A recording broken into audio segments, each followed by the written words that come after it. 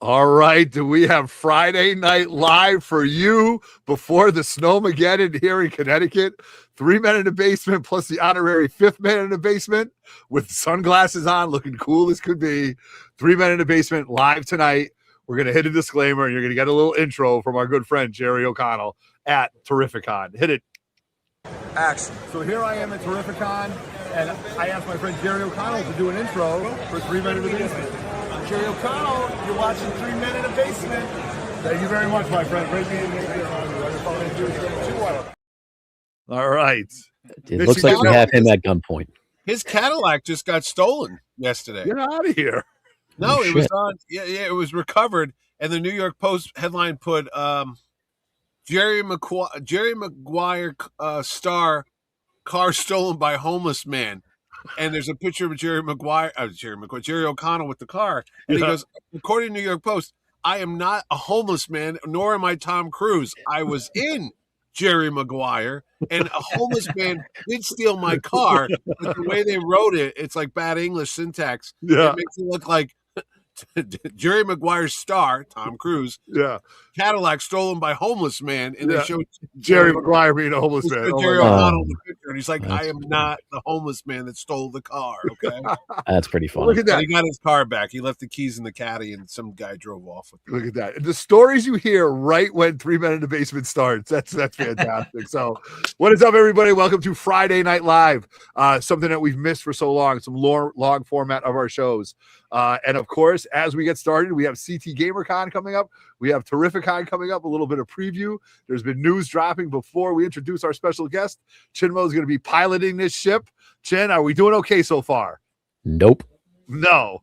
What? Let's see how it goes. No, it's gonna be a good time. It's always a fun time when Mitch is here. We're already late. We're already late. And then lost but not forgotten, never forgotten, the man himself, Mr. Michigan, Mr. Roger Levesque. Good to see you. Thank you very much for hanging out with us tonight. What's up, everybody? I do miss the Friday shows. Unfortunately, I struggle to make the ones during the week, so it's great to be here, and especially when Mitch is joining us, talk about some great comic stuff. Yes. Go blue. Go blue. Go blue. All right. So, Mitch, as always, thank you very much for joining us on this Friday night. I'm sure your schedule was very busy and you made time for us. I'm sure. Yes. Thank you. Thank you for putting all those people to the side for us. Just went to the grocery store and beat up 3 old ladies to get a can of gravy. Yes. For Snowmageddon, right? Like, oh my God. It's insane. The girl at Stop and Shop looked at me and she goes, you would think the zombies were really coming. You know, I see it every time this happens. I go, you do live here, right? Yeah, it's not the first time. This has happened before. This is not like we didn't invent snow. This isn't the first time this has happened.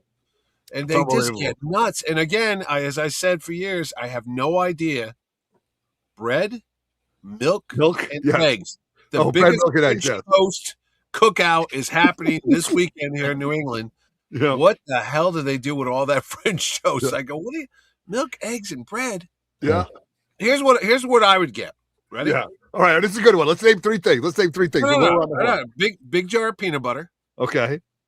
Some bread to put it on. Yep. And something to drink if you want. You know. Maybe milk. Maybe milk. Milk. Yeah. So Tito's. Tito's. Yes. So I would need to have Tito's. Some kind of meat, maybe like beef jerky, beef sticks, or something that I don't have to cook because I won't be able to cook some kind of meat, and maybe a big chunk of like provolone cheese to munch on. There you go. So I've got vodka, meat, and cheese. Perfect. There you go. Right, what would you get, Chin? I feel like I'd be remiss not to say chicken tenders and fries because they'll yell at me. No, I'm saying you can't cook it, right? And guys, let us know in the chat. What are the 3 things you need to get? Let us know in the chat. I can't cook it. I'd have I'm a water drinker. I'd have a jug of water. I do like the peanut butter. Actually, peanut butter is kind of where I went to first. That's a good move. That's a good move. Yeah, a little peanut butter and fluff. Yeah. Fluff too. Oh, load of fluff. I'm a PB&F. The fluffernutter. Yeah. I'm a PB&F kind of guy. And what's Roger gonna have? I'm with Everett. I was gonna say Tito's and 3 different types of cheese and meat for a charcuterie. Yeah, there we go. Look at that. That's pretty fancy. Cool. Yeah. And of course, the most important thing you need is stacks of comic books. And I got plenty of that crap everywhere. I literally have like this week's books over here and last week's books over there and 50 years worth of books over there. And Mitch, do you believe that we're going off on a tangent already? Do you believe this absolute Batman craze that's going on right now? No. Are people talking about it at Cave Comics and everything like that? Not only do people talk about it at Cave Comics, but Nick Dragata lives nearby Cave Comics and comes into the shop. Oh, and I go, hey, I do a show up the street. He goes, yeah, I know. I go to Terrificon. I go, why don't you get a table and then debate with me? The day when Scott Snyder was here 2 years ago in 2024, Nick was there, which before Absolute Batman started, and he and Scott were sitting there plotting the whole book out and doing sketches. I kind of vaguely remember conversations like that because they were openly talking about it, right? Yeah, because it hadn't hit. I think what was going to come out like October. Or something. They were talking about that. It was like this close. Yeah. God. And he comes into Cave Comics, not every week. And when I do see him or the guys see him, they always go, hey, Mitch would really like it if you just drove up the road and came to Terrificon for an hour or a day. Yeah. But that would be great. Okay. We'll see what's going to happen. I mean, I got a couple months to convince him. And if not, Chinmo's got the chloroform. Roger's got the duct tape, and we got a sack that we can always throw. Yeah, Otto will drive. I'll drive. Otto would be the car man. Yeah, I'll drive. It's like the scene from The Town, right? Because we were talking about Boston accents. Oh yeah. I need you to come with me. I don't need you to ask why, and I never need you to ask me again, or something like that. Exactly. I just pushing that monologue. That book, not only does the book continue to sell, but the reprints of the book continue to sell. They're on the 10th reprint of issue 1, I believe, and it sells out every time they bring it in. And not only that, the trades, which are just reprints, sell out. It reminds me of The Walking Dead, when The Walking Dead was like hot, and they used to come out with those trades where they put like 4 or 5 or 6 issues at a time every couple months, and as soon as they would hit, they'd fly off the shelves because people wanted to keep up with the story. But Absolute's only like 17 issues old. It's under 20. Is it? Yeah, and I'm like, it can't stop. And now, spoiler alert, you guys all read KO? I know.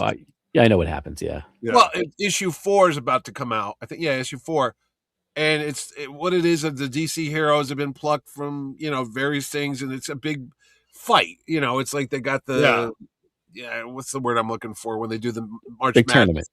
Yeah, the tournaments, and they're coming down to the final couple to square off with each other and all this stuff. And then next month's teaser was the Absolute crew is coming in to fight this. Yeah, and that's going to be huge. This is good. This is nuts. Look at this. All the stuff that you're going to hear before we even get started. But we forgot to do? We got to pay some bills in a second. But you know what?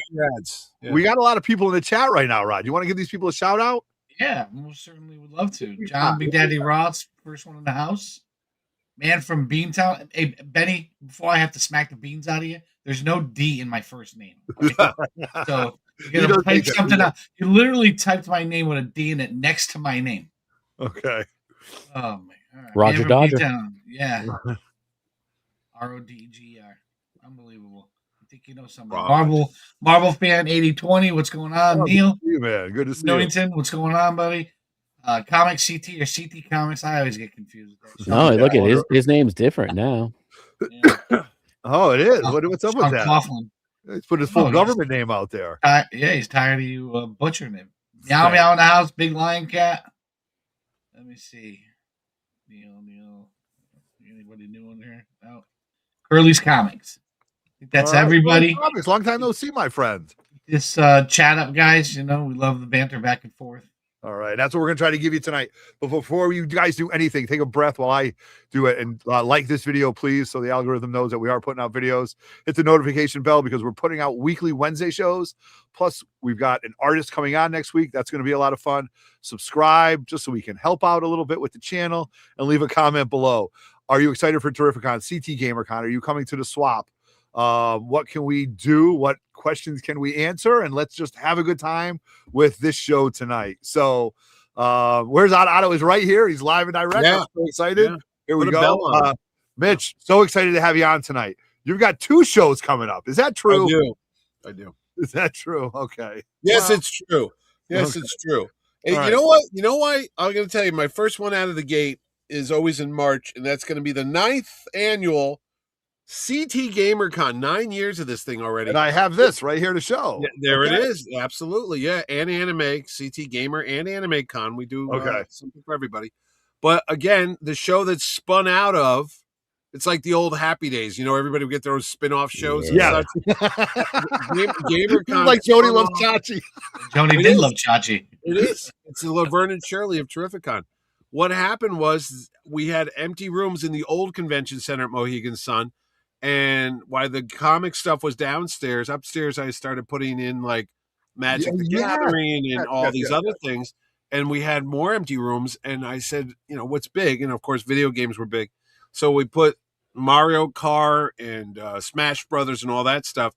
And the line was out the door of all the younger kids, like the teenagers and such, you know, because they had dad was looking for comics and mom was out at the casino and the kids had nothing to do. So they went upstairs.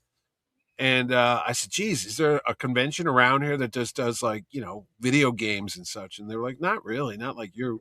So we did GamerCon in 2017. And it was a big hit. Pre-COVID, huh? It's pre-COVID. Yeah, 2017. Really? Yeah. And in March. Yeah, in March, because as we all know, as we await Snowmageddon, we stopped going to shows in New England, what about October, you think, maybe? Give or take.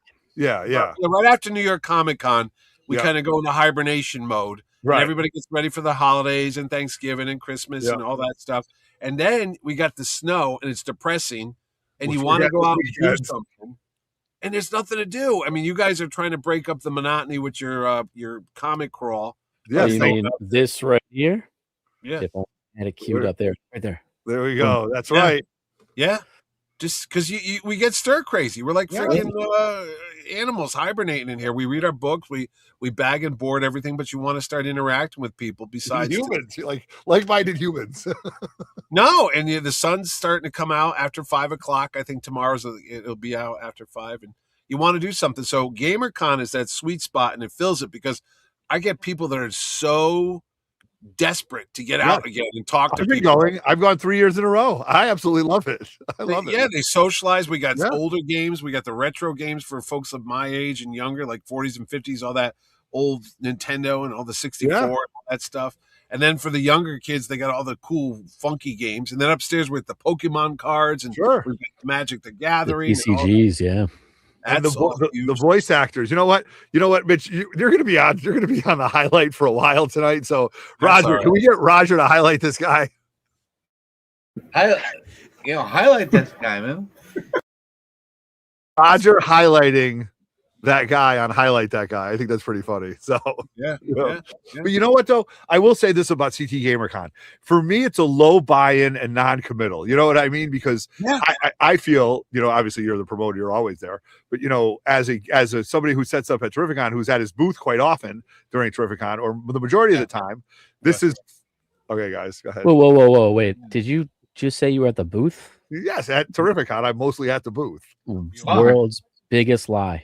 5 minutes. 5 minutes. If that. I'll give him 5 minutes a day. 5 minutes a day. Okay. That's max. All right. So, but point being, for me, CT GamerCon, go in, have a good time, walk around a little bit, look at some retro toys. Keith Williams was there last year, right? Our friend George. Keith's been there for like 4 or 5 years. Yeah, Keith Williams, George Deep. Funny thing about that is Keith was never a guest originally. I'm doing the show. I'm at the information table and, selling tickets. And I keep looking at this guy who's looking at me. And I go, God, that guy looks just like artist Keith Williams. Yeah. And finally he comes up to me and goes, Mitch. I go, Keith, it is you. What are you doing here? He goes, oh, my son's a big gamer. And sure enough, his kid was inside playing all the tournaments. And I said, well, Keith, if you want, you can grab a table and get a pen and pencil out and start sketching and making drawings. He goes, no. But then after that, he said, why not? So I made him a guest, and his son would come in for the weekend, and he'd play all the games, and Dad would be over there drawing commissions and artwork. I got a great Doc Ock sketch from him last time. Yeah. And it's just so funny how that comes about. Yeah. Tom Ryan, right? Tom Ryan. Yeah. Tom Ryan's usually there. And I saw him. And then this year or last year, which wasn't big with me, but was very big with other guys who are like the Red Dead Redemption guys. Oh yeah, that was massive. That was massive. And a little story how I paid it forward was, believe it or not, the barber I go to, really, my kids go to a barber, and he's of that age where Red Dead Redemption, he said, was his favorite video game over like Grand Theft Auto, games that were past my time.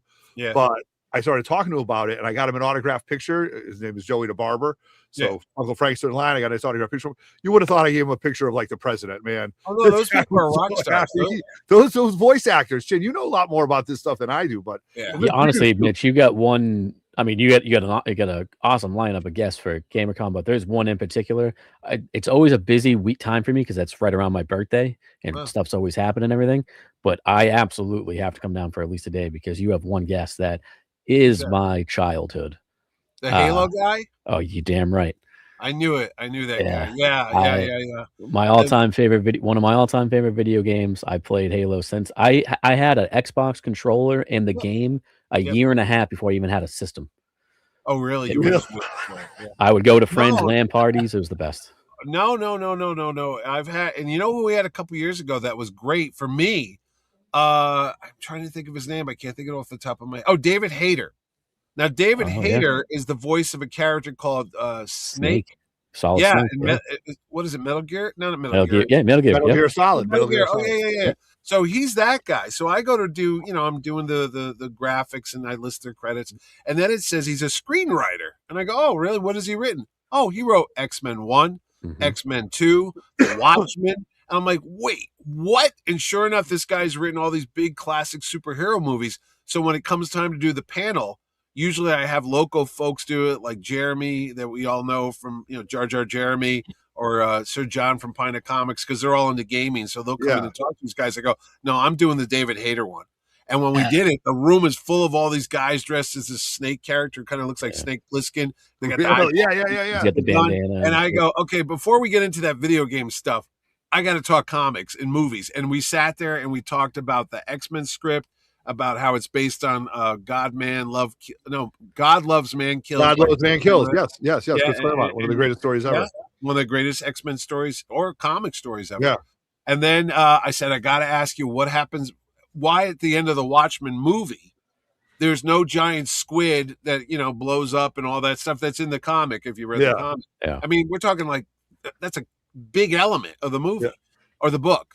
And he told me what had happened and why they got rid of it. And I go, oh, and what had happened is 9/11 happened as they were writing the script for that. And the whole idea of New York being, leveled by this giant squid seemed a little like insulting. Yeah, and right, so that's why there's no giant squid at the end of Zack Snyder's Watchmen movie adaptation. So I was like, and I'm geeking out. I'm fanboying out, which is always funny because I always feel like Chris Farley, when he used to do that character on Saturday Night Live, when he'd introduce Paul McCartney and he's supposed to interview him, but he's like, remember when you were with the Beatles? Yeah. That was great. Cool, That was great. Yeah.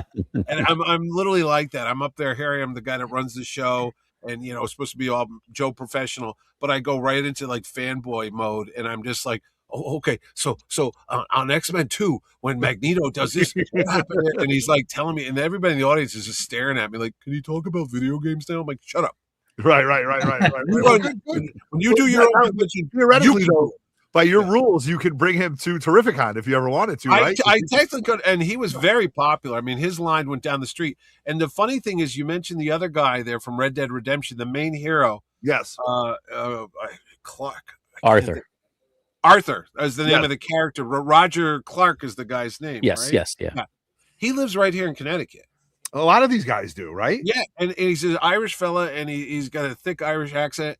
And he comes over and he goes, oh, I live. I'm not gonna say where he lives, but I used to live right where he lived. And he's like, oh yeah. So and he just drives over to the show. Oh. And I'm at a point now that I'm getting too old and I can't remember anything. He goes, I was at your Terrificon too, I was like, you were? He's like, yeah, I was there in 2019. I was like, you were? He's like, yeah. And I go, we've got so many guests now. I don't even remember. And I was like, no slight to the gentleman. I was like, I'm sorry. I don't even remember you being there. It's like, oh no, it was great. And I'm like, shit. I guess really time is really fleeting to think that CT GamerCon is 7 years old. No, 9. You know I mean, nine. That's what. Oh my God, 9 years old. It's certainly fleeting. Chin, can we pull up the website real quick? Yeah, I can share that right now. Give it a quick glance, and we can kind of scroll around and mess around with it. Absolutely. So I did. So just so you guys know, I did call about room rates. They're not that expensive For this, GamerCon. believe it or not, for GamerCon. No, GamerCon is very sedate. It's not Yep. like crazy. There's not 30,000 people. Yep. Dude, the prices, I actually make the prices affordable. I think I put like what, kids 10 and under get in free Yeah, for that 10 and one? under, I yep. can tell you in 1 second right now. Prices are right here. Yeah, I don't even remember. What did I put? Look at I that. just put the Let's link in the Kids chat package. too. Yep, Look. 7 and under free. Yeah, 7 and under free. What is it? 2-day package, $28, or the single day. Go down a little bit. What's the single day tickets? Single day is 40 for Saturday, 30 for Sunday. Look Yeah. at that. No, Yeah. those are adults. That's the adult. The kids are tickets. 18. Oh, the kids. Oh, yes, yes. Yeah. And kids ages 8 to 14. That's $18. 20 less than $20. There you go. Bro, that's like a movie ticket That is- nowadays. Okay, It's cheaper than movie It is. ticket. For all the cheaper video than movie games, my kids were going nuts on it. and let me tell you, we're open from 11 a.m.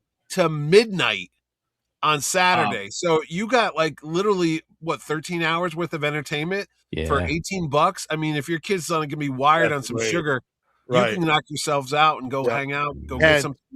So I looked into it. Last year was the that's the guy, Jeff Seitzer there. Yeah, Oh, was we'll the be talking about him in a second. Connecticut State High School basketball tournament was going on. Yeah. Oh, the place that was might be jamming. going on that same weekend too. I don't It know. is. It but is. It usually It is. Yeah. Oh, so this place is going to be packed. Forget about Chick-fil-A. But Oh, I yeah. don't think that'll affect the rooms because those people are just bringing the kids in and out. But expect crowds, expect people there. And always parking is always free, right? Parking's Rod, we always love free. free parking. Love it. Love the free part. Plenty of it. But Yeah. No, and the Mhm. funny thing is, one of the what's her name? She's going to come up. Her name's Cassandra Lee Morris. So I'm doing her bio. It says born in New Haven. I go, hey, I was born in New Haven. Grew up in Trumbull. I go, I live in Trumbull. No So way. sure enough, yeah, I wrote to her. I was like, hey, you do realize, we probably bumped into each Yeah. other at one point in our lives. That's But, her. yeah, right that's there. and a lot of them do a lot of Marvel characters. She's the voice Oh, yeah. of the female Galactus, I believe, in the Marvel Rivals game. I think it is, or something. That's Wow. a hot game right now. Yeah, and I'll get these other guys. I see like a Human Torch character. I go, hey, wait a minute, what's this guy? Oh, he's the Human Torch. Oh, this guy's this guy. And I go, I know the Marvel stuff, so I'm like, oh yeah, this is cool. But Okay, now Yeah. Chip, show me the guy that you wanted. That I mean, this guy is the voice of my childhood, right here. right there, yeah, Yeah, the okay. voice of God He- from Halo. From series. Halo, Anytime, okay. yeah, he was like, he's not the narrator, but multiplayer. Anytime you got like a double kill, triple kill, kill-tacular, it's him. And Well, that's So a- he's that's saying a- those that's words? a- He's saying that's those a words? video Yeah. game? yeah, you know? it's just, oh my God, it's from all the Halos. It's just to hear him talk in person. I'm like, it's just Is gonna make me Halo back. a video game? Is that? Yeah, it's a video. Halo game. is a video game. Is Look it at that. zombies or are they dragons? What's No, It's, you uh, like aliens. Aliens. Yeah, Raj, I never played Halo as well. Okay. No, so- when my kids started getting into video games, it was what was that like 2005 or Halo, 9? Halo launched with the original Xbox. Yeah, Yeah. Xbox. Yeah, that was a big Which thing. I want you to know I did have that. That was the last console I ever bought. I bought Spider-Man. It launched Mitch, with it. many and- people noticed, but the last video game I ever played was NHL '94. Oh, there you go. There you go.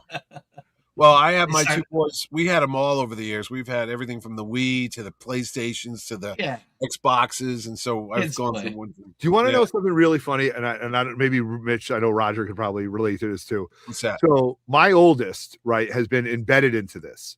He has been embedded into the superhero, like mystic, like lifestyle of all this. Yeah. But he's not a comic collector. But yet he's watched every Marvel movie. He's dressed up as specific characters.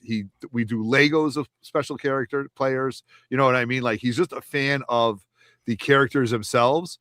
Yeah. But he wants to know if it happened in a book. And I'm like, yeah, but he could care less about reading a book. It's the physical, what the embodiment that they're really looking at, which I think is a different way of looking at the hobby, I guess. And I'm going off on a tangent right now, but you know what I mean? That's kind of like what the games have, like Lego Batman.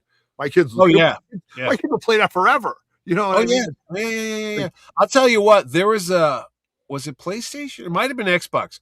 There was a game called Marvel Alliance. I think it was back. I in the day. loved those. Marvel games. Alliance 1. There was a sequel, wasn't so good. The first one, Yeah, my incredible. kids played it. Let me tell you, that was like the entire history of the Marvel Comics universe from the 60s to the 70s. It had Galactus. It had Atlantis. It had all. It looked like it came right out of the Jack Kirby comics and stuff. Yeah. Everything was exactly like you would picture it in the comic books.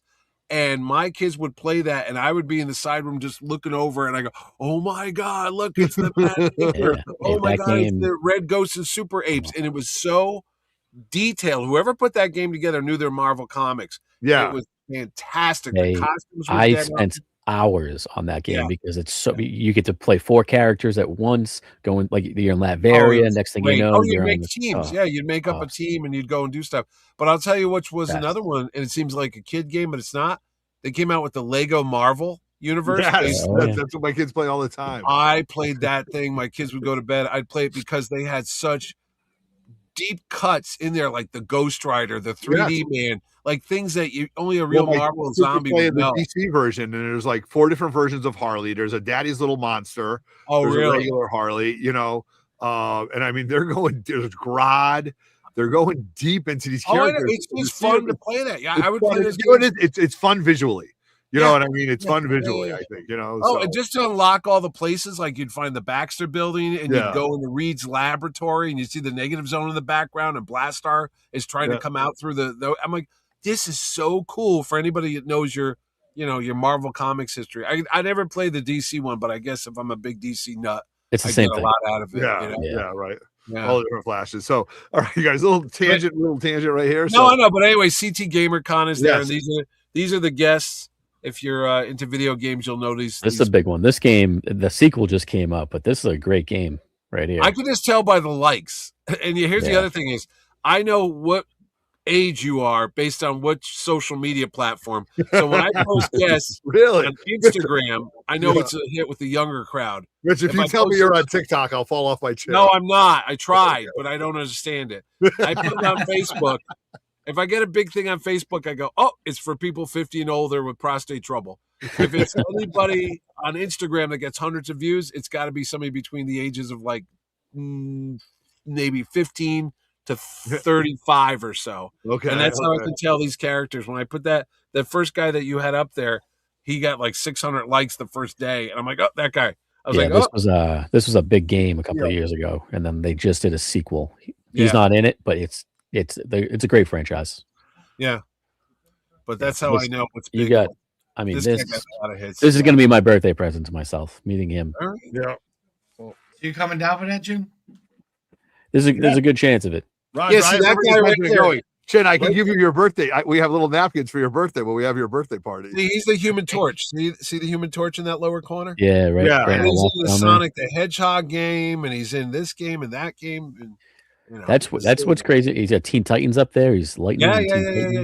Yeah. These voice guys do so many characters. I think I'm gonna go check that out this year. Sounds like I've been. This one here, this fella here, he's the composer of all the different music, like anything from Donkey Kong when we were kids in the 80s to the GoldenEye James Bond game. There is no game. There is no game theme that hits harder than GoldenEye on 64. This guy's like the John Williams of freaking video game music. That's what he does. He's written all these things. Yeah, that's incredible. It's a thing, man. It's a thing. And what else we got there? Yeah, this guy. If you do Call of Duty. He's a big deal. He's actually in TV shows too, so you might recognize his face if you watch some. A lot of these guys pop around to other places, which is cool. That's the girl. That's the woman there from New Haven and Trumbull. All right. So, okay. Tim's weekends. I think my wife is out of town. There's a show going on. Roger, what are you doing that weekend? I'll go into this. All right, let's go. All right, man. It sounds like I've been missing out. It's some pretty. I mean, I'm not a gamer. You guys know we always joke around that. I don't know the difference between video games and yada yada, but I mean, some of this stuff extends past the video games as a pop culture. And a lot of shows and you go to the dealer room, and we got guys selling comics down then. Yeah, and one of them found out. Yeah, one of them found the secret out. The first year he set up, he was selling comics. I go, "What are you doing? This is not Terrificon. It's GamerCon." You know what? The guy made a fortune because the parents that went into video games like me were walking around, and they're like, "Oh, comics!" I bought some. I was going to say a guy comes in Sunday morning with a box of books. And I go, what are you doing? He goes, I'm going to go see Dave. He told me to bring my books in. So I go, okay, go and see him. Then later on, I go, hey, Dave, what the guy have? first Supergirl, first this, first that. I go, you gotta be kidding me. The guy was buying books, and I'm like, I let that guy in? And I didn't buy that box from him. I know. And I go, tell me you got a good deal. He goes, oh no, they were really cheap. I was like, damn. All right. So more announcements coming up, Mitch, for A CC couple GamerCon? more. Yeah. The problem is with these these shows, and even with Terrificon, is I never know when to start announcing people, because you don't know, well, how far off do I want to do it? You know, March is only 2 months away, so I mean, pretty much everybody's been announced for GamerCon. All right. Well, it looks like you got 3 people coming down. Is this going to be Chin's birthday weekend? Is that where Demon is? Probably. What is that right now? Let's get a room and get him a stripper. Oh, no. Okay. We don't condone that. We don't condone or advise that to anybody here. No, and then the funny thing is, I started doing Terrificon because I literally walk around this house like a rat in a cage, because I know who's coming. I got all the contracts signed. I literally got the entire list. I even do the floor plan. Is the floor plan ready? I can't tell you, but the thing of it is, it was in like December, and I'm like biting it, Yeah, you gotta just sit on it. Okay. We're gonna get to Terrificon. We're gonna get to Terrificon. Yeah. But I want to just talk to build up to this, and I think it would be very fun if we went right around the horn, talking about some great memories, maybe 1 or 2 personal memories of Terrificon. And I've got a few videos that I did want to show. Now, this is a video right here that is 2 years old. And if this doesn't show you the reason why you need to stay in the hotel, or just be in the hotel for the majority of the show, if you stay off property, they will shuttle you till 3 in the morning, and they will bring you back at 6 a.m. And listen, nothing good happens between 3 a.m. and 6 a.m. in the morning. So just stay on the property, because this happens. And this is my son, Cristiano, 12 years old, maybe 13 at best, on Saturday night, 2 years ago, in our hotel room while we're eating dinner. Listen to this. All right. So I'm in the hotel room right now, relaxing with the family. CR7 was walking around with his boy today. He just told me that he was in an elevator with some kind of shorter-ish guy. Why don't you tell the story? I saw this guy in the elevator, and I looked at his phone, and it was his email, and his name was Jim. And I remember, and Josh said, "Oh, that was the guy who we saw on like the poster board." And I was like, "Oh yeah, that's the guy who has like Batman involved with him." And apparently that's some big guy now. So you took an elevator ride with Jim Lee today? Yeah, and his agent. And you didn't say nothing? No. Oh my God. That's amazing.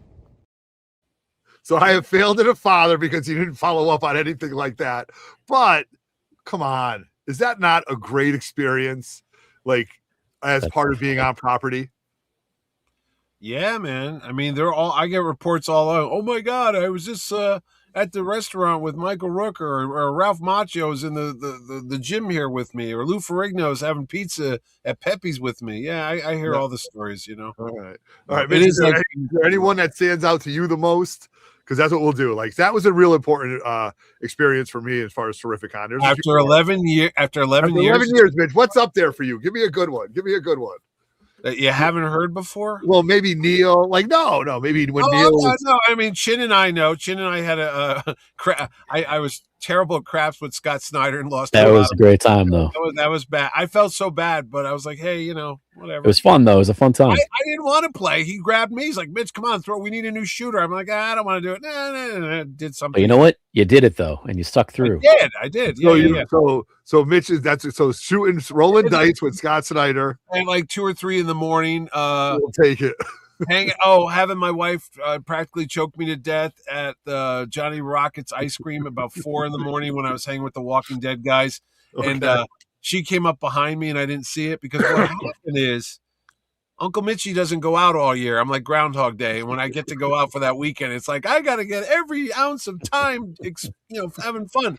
And it was about 4 in the morning, and I gotta make the donuts. I'm the guy, so I gotta get up early. And it was Saturday morning, like 4 in the morning, and she woke up, and I wasn't in the bed. And she's like, "Oh, Jesus, is he dead?" And she goes downstairs, and the only place open at that time is Johnny Rockets. And there I am, like, there you are. There I am holding court with Ross Marquand, who's from Walking Dead, and the Red Skull. And I remember that. I was in line behind you at that. I remember. Yeah, that. And a bunch of other people there, and I didn't see her coming up. And all of a sudden, someone's hands and I see Ross Marquand's eyes kind of open wide, like he's like, "What's happening here?" And somebody's hands are around my throat, and then she's in my ear. She goes, "I'm gonna effing kill you." And I'm like, "Wait, what happened?" She goes, "Get in that effing room now." And everyone's like, "What happened?" They go, "That's Mitch's wife." Oh, Jesus. So I had to go upstairs. Yeah, I had about an hour and a half sleep that night. You did for sure. It's All at right, that's 6 a in the good one. morning. Good Yeah, one. that was a memorable one because I That do was a remember good one. That was a good some one. people got You know what? scared. I would love to have Roger at some other point tell that story about how he was at a con in Jersey and Chinmo got a message about almost to the same thing. Where's my effing husband? But I don't know much of that, so it's not my story to tell. But I will ask Chin. Chin, give me a good Terrificon memory for you. I got so many of them. I mean, I was there for the Ross Marquand one. I remember sitting in line behind. Oh, you were there too? You saw her do it? I was literally right behind you in line, and I was with a couple guys, and you got to get that milkshake at 3 a.m. That's yeah, and you're like, why is that woman choking Mitch to death?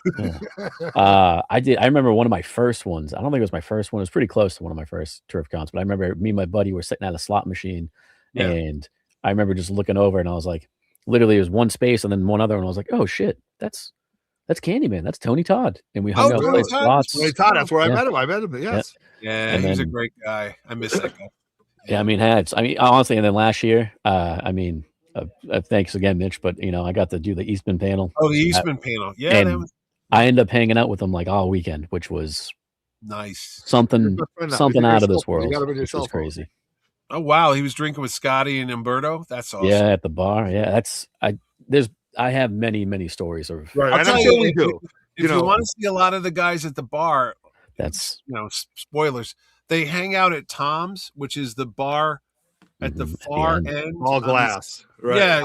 When you come up the escalator, they're usually at that bar because I've been there with Brian Azzarello as he was doing box scores for a Cubs game. He's into baseball, and everybody shows up there. Jason Aaron was there with Scott. A bunch of other folks there. I remember last year, Mitch. We were at the Roadhouse, and all of a sudden I was with my buddy's bachelor party. Then I was at a table with you. Yeah. Nicole Jelenic. Okay. Ming from Comic Book Men, and he just kept buying shots, and I was like, I don't drink, but thank you, sir. All right. And it was I don't spend any money. I'm always like the mayor of Comic Town that weekend because I walk into that place and I go, hey, I feel like Norm on Cheers, and they go, I gotta buy you a drink, buddy. I made $200 million at your show today, so. They buy me like a $6 beer after they just made $100,000. So all right. Yeah. But Raj, what about you? I mean, you've got some good ones, I'm sure. I got two. We're gonna go around one more time just so everybody knows. Yeah, they're two different things. So one of them is I'm going to show this. I don't know if you wanted to save this, but when Everett and my family and Everett's family dressed up as the Teen Titans. Party of nine. Oh, nice. And we were these kids were effing rock stars. Like we were at the bottom of the escalator where the waterfall is, and I think what was it, about 45 minutes? People waited in line to take pictures with us. Yes. People waited in line to take pictures with us. We went. I had my Deathstroke mask signed by Marv Wolfman. He was like, "I gotta take a picture with you guys." Yes, we do have that picture too, Mitch. Yes. Marv Wolfman's got to be 2017. I think so too. And we were downstairs where CT GamerCon was. Yeah, that was the last year of the one on the other side. Yep. Yeah, that was 2017. Do me a favor, pull up the picture again, please. So a lot of these all of these costumes were homemade, right? Handmade, Oh, really? We made them all from scratch. I made the I'm Cyborg, obviously. I made Robin, Red Hood, and my daughter's Wonder Woman costume, which I love. Yeah, Raven looks great. Yeah, Raven was Evelyn. My daughter is Raven. My son is Nightwing. Nightwing. Yeah, nice. But we didn't know, you guys. This is a great story. We didn't know what to do with the wives. You got to get the wives involved, or this thing is a bust, right? So I don't know if it was Roger or myself, and I said, why don't we have them do exactly what they did? And let me tell you, non-committal, all black. Hung around for 2 hours, took a lot of pictures. It was a home run. This was a great time. And we do have a picture with Marv somewhere in our archive. So, what are they? The Titan Tower? Is that what they're Titan Towers? Yeah. Teen Titans. Yeah. And the other awesome memory I have really epitomizes why you want to go to Terrificon and the how awesome it is to be in a place where nobody leaves, right? Everybody and all the people that are there, they don't go anywhere. If you're staying at the hotel, and sometimes you make new friends and you have lunch with them. Yeah, there you go. There's my boys. Yeah. You know, like, well, I go to freaking have a burger at Bobby Flay's Burger, and these two sit down and we had drinks together and we bullshitted and talked comics and had some food, and you know, like you don't get that anywhere else, man. No. Cool. I sat down first, and they sat down. I'm like, you gotta be shitting me. I'm sitting there myself. I'm like, these guys really just fucking sit down next to me. That's great. That's great. No, I tell you, so that's really good. I love that about the memories and stuff like that. And I'm just going to share my last one, which was before I was going as a guest. Sam Jones. Yeah, Sam Jones. Flash Gordon. Sam Jones was there. Flash Gordon. Like that was like where I was going. And then I was going into the pool where I was getting onto the elevator and up from the pool / weight room to the hotel. And coming on his way down was Sam Jones, Flash Gordon, on his way to go work out. And the door opens and he's pretty tall. He's a big dude. He's like 6'7", 6'6". Yes, like he's up there. I looked up and I go, Flash Gordon. And he goes, that's right. And I go, quarterback, New York Jets. And he goes like that. And I went like that. And then he walked behind me and Cristiano just didn't know what to do. And again, I am a 100% unabashed lover of the Flash Gordon movie. That one and done, as corny as it was back in the day, was still good for that time. Or I shouldn't say this. It's good enjoyment, and I still enjoy it now. And I wanted him to know that. And he walked right by me, and you guys, I panicked. I didn't know what to say to him. I said New York Jets. I just panicked. No, you know, at least you got that out, because here's the sad thing about it. I rehearse in my head these like fantasy encounters. Okay. Because I go, I'm going to be with so-and-so, and I'm going to finally tell them about this book or movie or show that they did and how much I loved it and this and that. And I will get those, you know, a couple minutes in between the chaos for 3 days or 4 days where I'm with them. And I go, oh, I can tell them now. And I forget because the phone rings or somebody slaps me on the shoulder or something's on fire and I got to go put it out. And then after it's all said and done, I go, I didn't tell so-and-so what I wanted to tell them. I'm never going to see him again.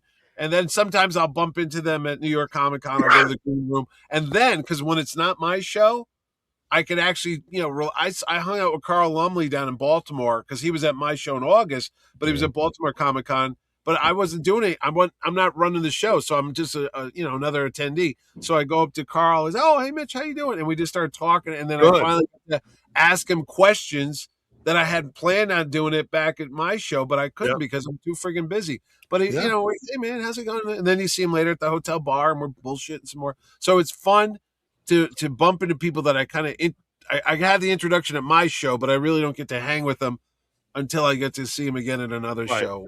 If that makes sense. So. No, it does. Mitch, I'm not even at that level. When I went down to Heroes Con last June, there was like 4 or 5 like artists that were like, "Oh yeah, you're up in New England at the casino." I'm like, "Holy shit, what?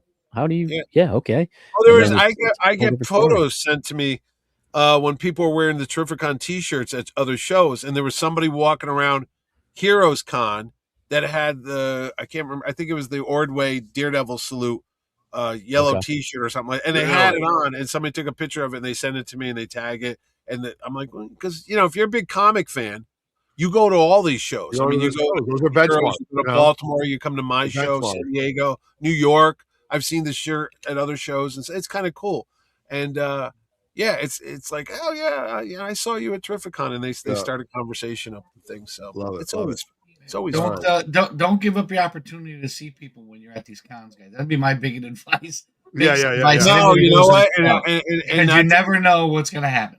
No, and not to be morbid about it, but when I go to look at the list of who's been here in the past, or Mitch, I got a picture. I see people and I go, oh, I miss him. Like you mentioned Tony Todd. I go, oh, Tony, he's great. He was there twice. Joe Giella, Mitch, I almost uploaded a picture with me and Joe Giella. You know what I mean? Oh, like, Joe Giella's gone too. There's so many of them. Neil Adams, Tim Sale, Jim Shooter. Yes, Jim Shooter, who does our intro. Like he's still part of our intro. Jim Shooter like every day, especially with Secret Wars coming up soon, with the movie coming out. And that guy was interviewed him. Like anyway, we're getting one of the first shows that ever took me to. So many good stories. And you know when I got to do the stories with Jim Shooter? after the show was over, in the lobby on Monday morning, he was waiting for his car to come and take him back to New York. And I said, hey, Jim, how'd you like? Oh, Mitch, it was terrific. Thanks for having me as a guest. Oh, yeah, when are you leaving? Oh, I got like an hour or so. Oh, sit down. So I literally got to talk to him for an hour without anybody bothering us in the lobby of the hotel. That's awesome. Every question I could ever wanted, but those were those rare occasions. And then he would see me at like New York Con or Baltimore. He's like, oh, hey, Mitch, how you doing, buddy? And he'd come up and just start talking to you. And you're like, when did I ever think, as I'm a kid, that I'm going to have Jim Shooter even know who I am? Oh my God! He was such a nice guy. Though. He was such an. I mean, he's such a loss. And you hear like, oh well, he was this, he was that. He wasn't that way to me. No, it wasn't that way to me. You know what? He got a job done. The story got a job done, and I tell that to a lot of people. I go, look, I had a lot of bosses in my life. Yes, some of them were nice. A lot of them weren't, but at the end of the day, if you did your job, you got along. Whatever. I wasn't there in the 80s and the 70s. I don't know. I was a kid, but the guy I knew at my show was a perfect gentleman. Fantastic story. Shout out to Jim Shooter. Shout out to Jim Shooter. Yeah, absolutely. And you know what? I will say this all the time because this is still current to the day. He will tell you about Secret Wars 12, how there was delays and how it couldn't be delayed. Nope. If it was delayed, it would have ruined anything. And I'm going to tell you, as a comic book fan, there are 3 stories that I've read through my life that got ruined because of a delay. One, I'm going to take you all the way back to the 1980s, Camelot 3000. Yeah, I knew you were going to say that. I literally have the hardback right there. It's like Camelot 3000. It was such a good read. It was such a time. It was amazing. A year. It took forever to get that last issue out. And then just recently, my love for King Kong versus Godzilla versus the Justice League, one through whatever, were great. And then you wanted to see the end, and it was delayed by almost 12 weeks, and it just ruined it. You know what I mean? That would have not have happened under Jim Shooter's watch. That's my rant. I'm sorry we went off on this. No. Anyway, so what's the third one? You said 3. I can't think of the third. The third one, I'd have to pull it up right there. I'd have to think about that. But at least those 2 right now are the ones that come to mind. No, Camelot 3000 is a classic. Dude, there was no internet. I remember going to that damn comic shop every week, and as soon as you would see me, it didn't come in. It didn't come in. I would go, bro. Yes, Rich feels my pain. Rich feels my pain when I say this. Where is it? It's not in yet. What do you mean? Every week, and then because you were worried if you missed it, you're not going to get it again. There's no, you had to go chase it around. It wasn't like nowadays. There's no eBay. I know. I guess so. Those are all memories that we have about Terrificon. Good, bad, or indifferent. We've got a couple great videos. That we have. How long have you been at that? 11 years. 11 at. Oh, and the new building, the big one. 2018 we started. So this is 2017. I could tell that's the year where Adam West was supposed to be there because that was my sleuth. Is that how long ago that was? Yeah, I had the Batmobile, I had the Batcopter, the Batboat, the Batcycle. God. We had every Bat vehicle for this 66 show. Oh my God. He passed away right before the show, right? 2 months before, 2 months to the day. I had an original script from Batman to have him sign. 10th. Yeah. Remember I had a script. Yeah. From the Batman I had a guy buy all the posters off me because I had like 200 posters that said the final appearance of Adam West in Connecticut as Batman, because he told me, he's like, I'm not doing this again. Once I'm done with you, I'm not coming this way again. And that was on the poster. It said, see the final appearance of Adam West in New England. And he passed away 2 months before the show. Yeah. And I had them in the trunk of my car, and I was going to throw them out. And some guy said, I'll buy every one of those off you. So I don't know what he did with them, but he did. Yeah. I think I've showed him in the past on some shows, or I've uploaded them. Maybe not all of them, but he made commercials for me on my phone, with the iPhone, and it was Adam West and me for like 30 minutes. We just did these, 30. Hey, there's Adam West. I'll see you at Terrificon. But I have so many outtakes because he was goofy, his craziness, and he would screw up the line. He'd play with the poster. He'd say his name wrong, and it was just nuts. Yeah, the 2 times that I met him, it was just the best. It was the best. With both my kids when they were younger, so impressionable. All those things. So all good stuff. Can't wait. Those are the ghosts of Terrificon past and great things that we've encountered. But you know what? We live in the now. We're living to 2026. Mitch, I think you've dropped 5 pictures right now. I can share them right now. All right, do that, Chin. I'm going to be right back. Give me 30 seconds. This is going to be great. I can't wait. And there goes Otto to pee. Oh. God, he's got the bladder of a pregnant hippo. But So- right here, Oh, one sneaked out. there we go. Oopsie. I put There one it up is. today by accident, but whatever. Well, we got. I mean, what 2 years ago was it? Was he It here? was 2024. He was there. Yep. Yeah. So he's coming back in Saturday only. I'm pumped because I missed Saturday him last only, time, day so I'm show. excited. Yeah. I'm And excited. the great thing is about it, bros, in the last 2 years since he's been here, we've got the cover for Superman, Spider-Man, which you could actually see. I put it on the graphic out there. Yeah. Hush 2 is out. I mean, the first half is. I think the second half is going to be wrapped up maybe by the time he comes out. He also did the cover for the Marvel Omnibus, Marvel and DC Team Up Omnibus that's come out. And so, yeah, there's a lot of new Jim Lee material out there if you want to get some stuff signed by Jim. All right. Mitch, there was somebody on the fans of Terrificon that asked about tickets yet. Not yet. I'm going to put it up in February. I got it all worked out. I just want to wait. Oh, yeah. You know what? I got to tell you something. We're going to get to the, okay. I know the prices too, so I can, I can tell you some stuff. But anyway, go ahead. What'd you say? No, Chris Claremont. Chris, as always. And look, people go, "Oh, Chris again." Look, 4 years. Every time he's done, he goes, "Can I come back next year?" Why? And He if you lo- say He you can't loves say the no. How can show. you say no to this guy? Bro, He wants. He's Chris Claremont, man. Yeah, It's like exactly. You can't say no. He loves the show. He's always relevant because every year there's like a Wolverine movie, there's an X-Men TV show, an X-Men cartoon, an X-Men movie. The X-Men are going to be in Doomsday. They already showed the trailer and stuff. So it's like, Oh yeah, it's all him, man. It's all Chris Claremont, Yeah. And he's an East Coast guy, right? So he's an easy he's right in Long Island. He takes the ferry over. Does he? We meet him over at the ferry down in New London, and he comes up and he just loves the show. Yep. Every Oh time my I see God. him. there you go. Yep. This is a big one. This is a big one. This is a big one for me, you guys. I got a little tinglies when I saw this one. Okay. Yeah. Thank you. All right. This is. I mean, I've always said I love comics, but Star Wars is my first true Dude, love. I remember the day that Heir to the Empire came out. I was living in Branford, Connecticut, and there was a bookstore on the corner, and I kept seeing the signs like Star Wars Returns, Star Wars Returns. The day it came in, I was on my lunch hour. I went to the bookstore, I grabbed it, I started reading it in my car because there was no Star Wars for years. I mean, yes, that's what I said. Mitch, my thing is I talked about this the other night. He gave us Star Wars when there was no Star Wars. There was none. It was like we were dormant. We were dormant. Jedi, yes. After the Ewok stupid TV movies. Yes. There was We had nothing, you guys. Oh, there was he gave us this. The Tales of the Jedi. I'm rereading it. I'm rereading it right now. No, right? And I was like hooked. I go, oh my God, this is unbelievable. And then you had to wait a year for the second part to come out. You're like, what are you doing to me, man? But it was unbelievable. All three. Raj, did you audiobook this? I did, and I listened to all three of them twice. Oh my God. I fucking love it. Right? Thrawn And is when one of the let me tell you something. Characters in all the Star Wars movies. I wish when they were going to make the new Star Wars movies, the new ones that came out a couple years ago, the sequels, all I kept thinking is, bro, it's got to be Heir to the Empire. It's got to be the Heir to the Empire. It's already written. Just put it on the fucking screen. Already done. And when they didn't do it, the biggest, I will go to my grave and say the biggest disappointment. I'm not kidding you. I mean, I've had a lot in my life, almost 60 years on this earth. The saddest day of my life was when there was no reunion of Han, Luke, Leia, Chewie. I mean, what are you doing? Yeah. What are you doing? They teach us. There's like, look, Han and Leia together. Oh, Luke's seeing Chewie and R2 again.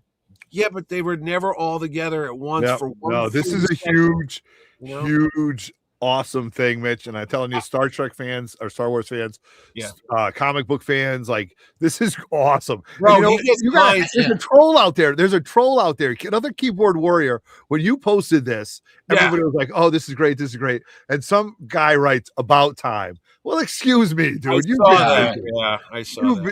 Shame on you, dude. Then I saw somebody go, well, he was here 9 years ago. I go, okay. He wasn't at my show 9 years ago. He wasn't, though, Mitch. It's the first time, right? He's never had him at my show. He's This is the never first time. Terrificon. I'm telling you, 9 years ago. If he was here 9 years ago in Connecticut, he might have been in another show. I don't know. It wasn't at your show. He wasn't at your show. He wasn't at my show. You know what? Even if he was. 9 years. Almost a decade, bro. It's like, what are you doing, man? You know? What'd you say, Rod? buying 3 brand new copies of his books, and Dude, I have my original hardcovers. I have all my hardcovers right there on the wall. He gets long lines. If you think Claremont gets, and then one guy goes, this could be. One This, guy this goes, will be the one. I understand he gets along. I understand that, but this is all good to know because I don't know. I've never been around him at shows, so I don't know that. I met him at a show in Jersey once, and he had a long line. This might be the one time I wait in a long line because I'm not one who likes to wait in long lines, and I give Everett a hard time when he's like, I'm still waiting in this line. I might have to do it for this. Yeah, this is a good one, Mitch. My God. I had one guy ask me, he goes, "Oh, it has nothing to do with comics. Why is he there?" I go, "Oh bro, God, I'm not even talking to that. I'm not because one, you're wrong because he does a ton. They adapted all those books into Dark Horse Comics. You already did it. The new Thrawn stuff as well. Yeah, and the Thrawn stuff's all with Marvel now. And I'm like, I'm sorry if you're not aware. Can you say to that person, you know what? You're not allowed to come to my show now. You know what? You guys, if you ever saw behind the scenes, I hold back. So, and my friends know it too. They say when they see comments, they could hear me across the country swearing my head off. When I saw that one, that guy goes about time, I'm like, oh my God. Whatever. No. I'm I get a little emotional about my show. I know. All right, but another first get, right? Absolutely, another first get. He's never been to the show before, and it gets better. So if you're a completist, if you're like the rest of us comic people with the OCD, you got to collect them all. You know, you got. If you have these books that are up there behind them, if you have the Batman book, the Justice League, the new Hush book, the X-Men book with Chris Claremont, if you want to be a completist, you got Jim Lee, you got Claremont. Well, guess what? Now you need the inker. Scott Williams. You get a triple Lindy. Beautiful inker. I mean, he and Jim Lee, it's like Byrne and Terry Austin. There's certain people like Frank Miller and Klaus Janson. There's certain combinations of artists and inkers that are just like a perfect synergy together. Thank you for saying that. Byrne and Terry Austin, absolutely. You know, I like that. You know, and Scott Williams is to Jim Lee as to Terry Austin was to John Byrne. That's a great. This is a big get.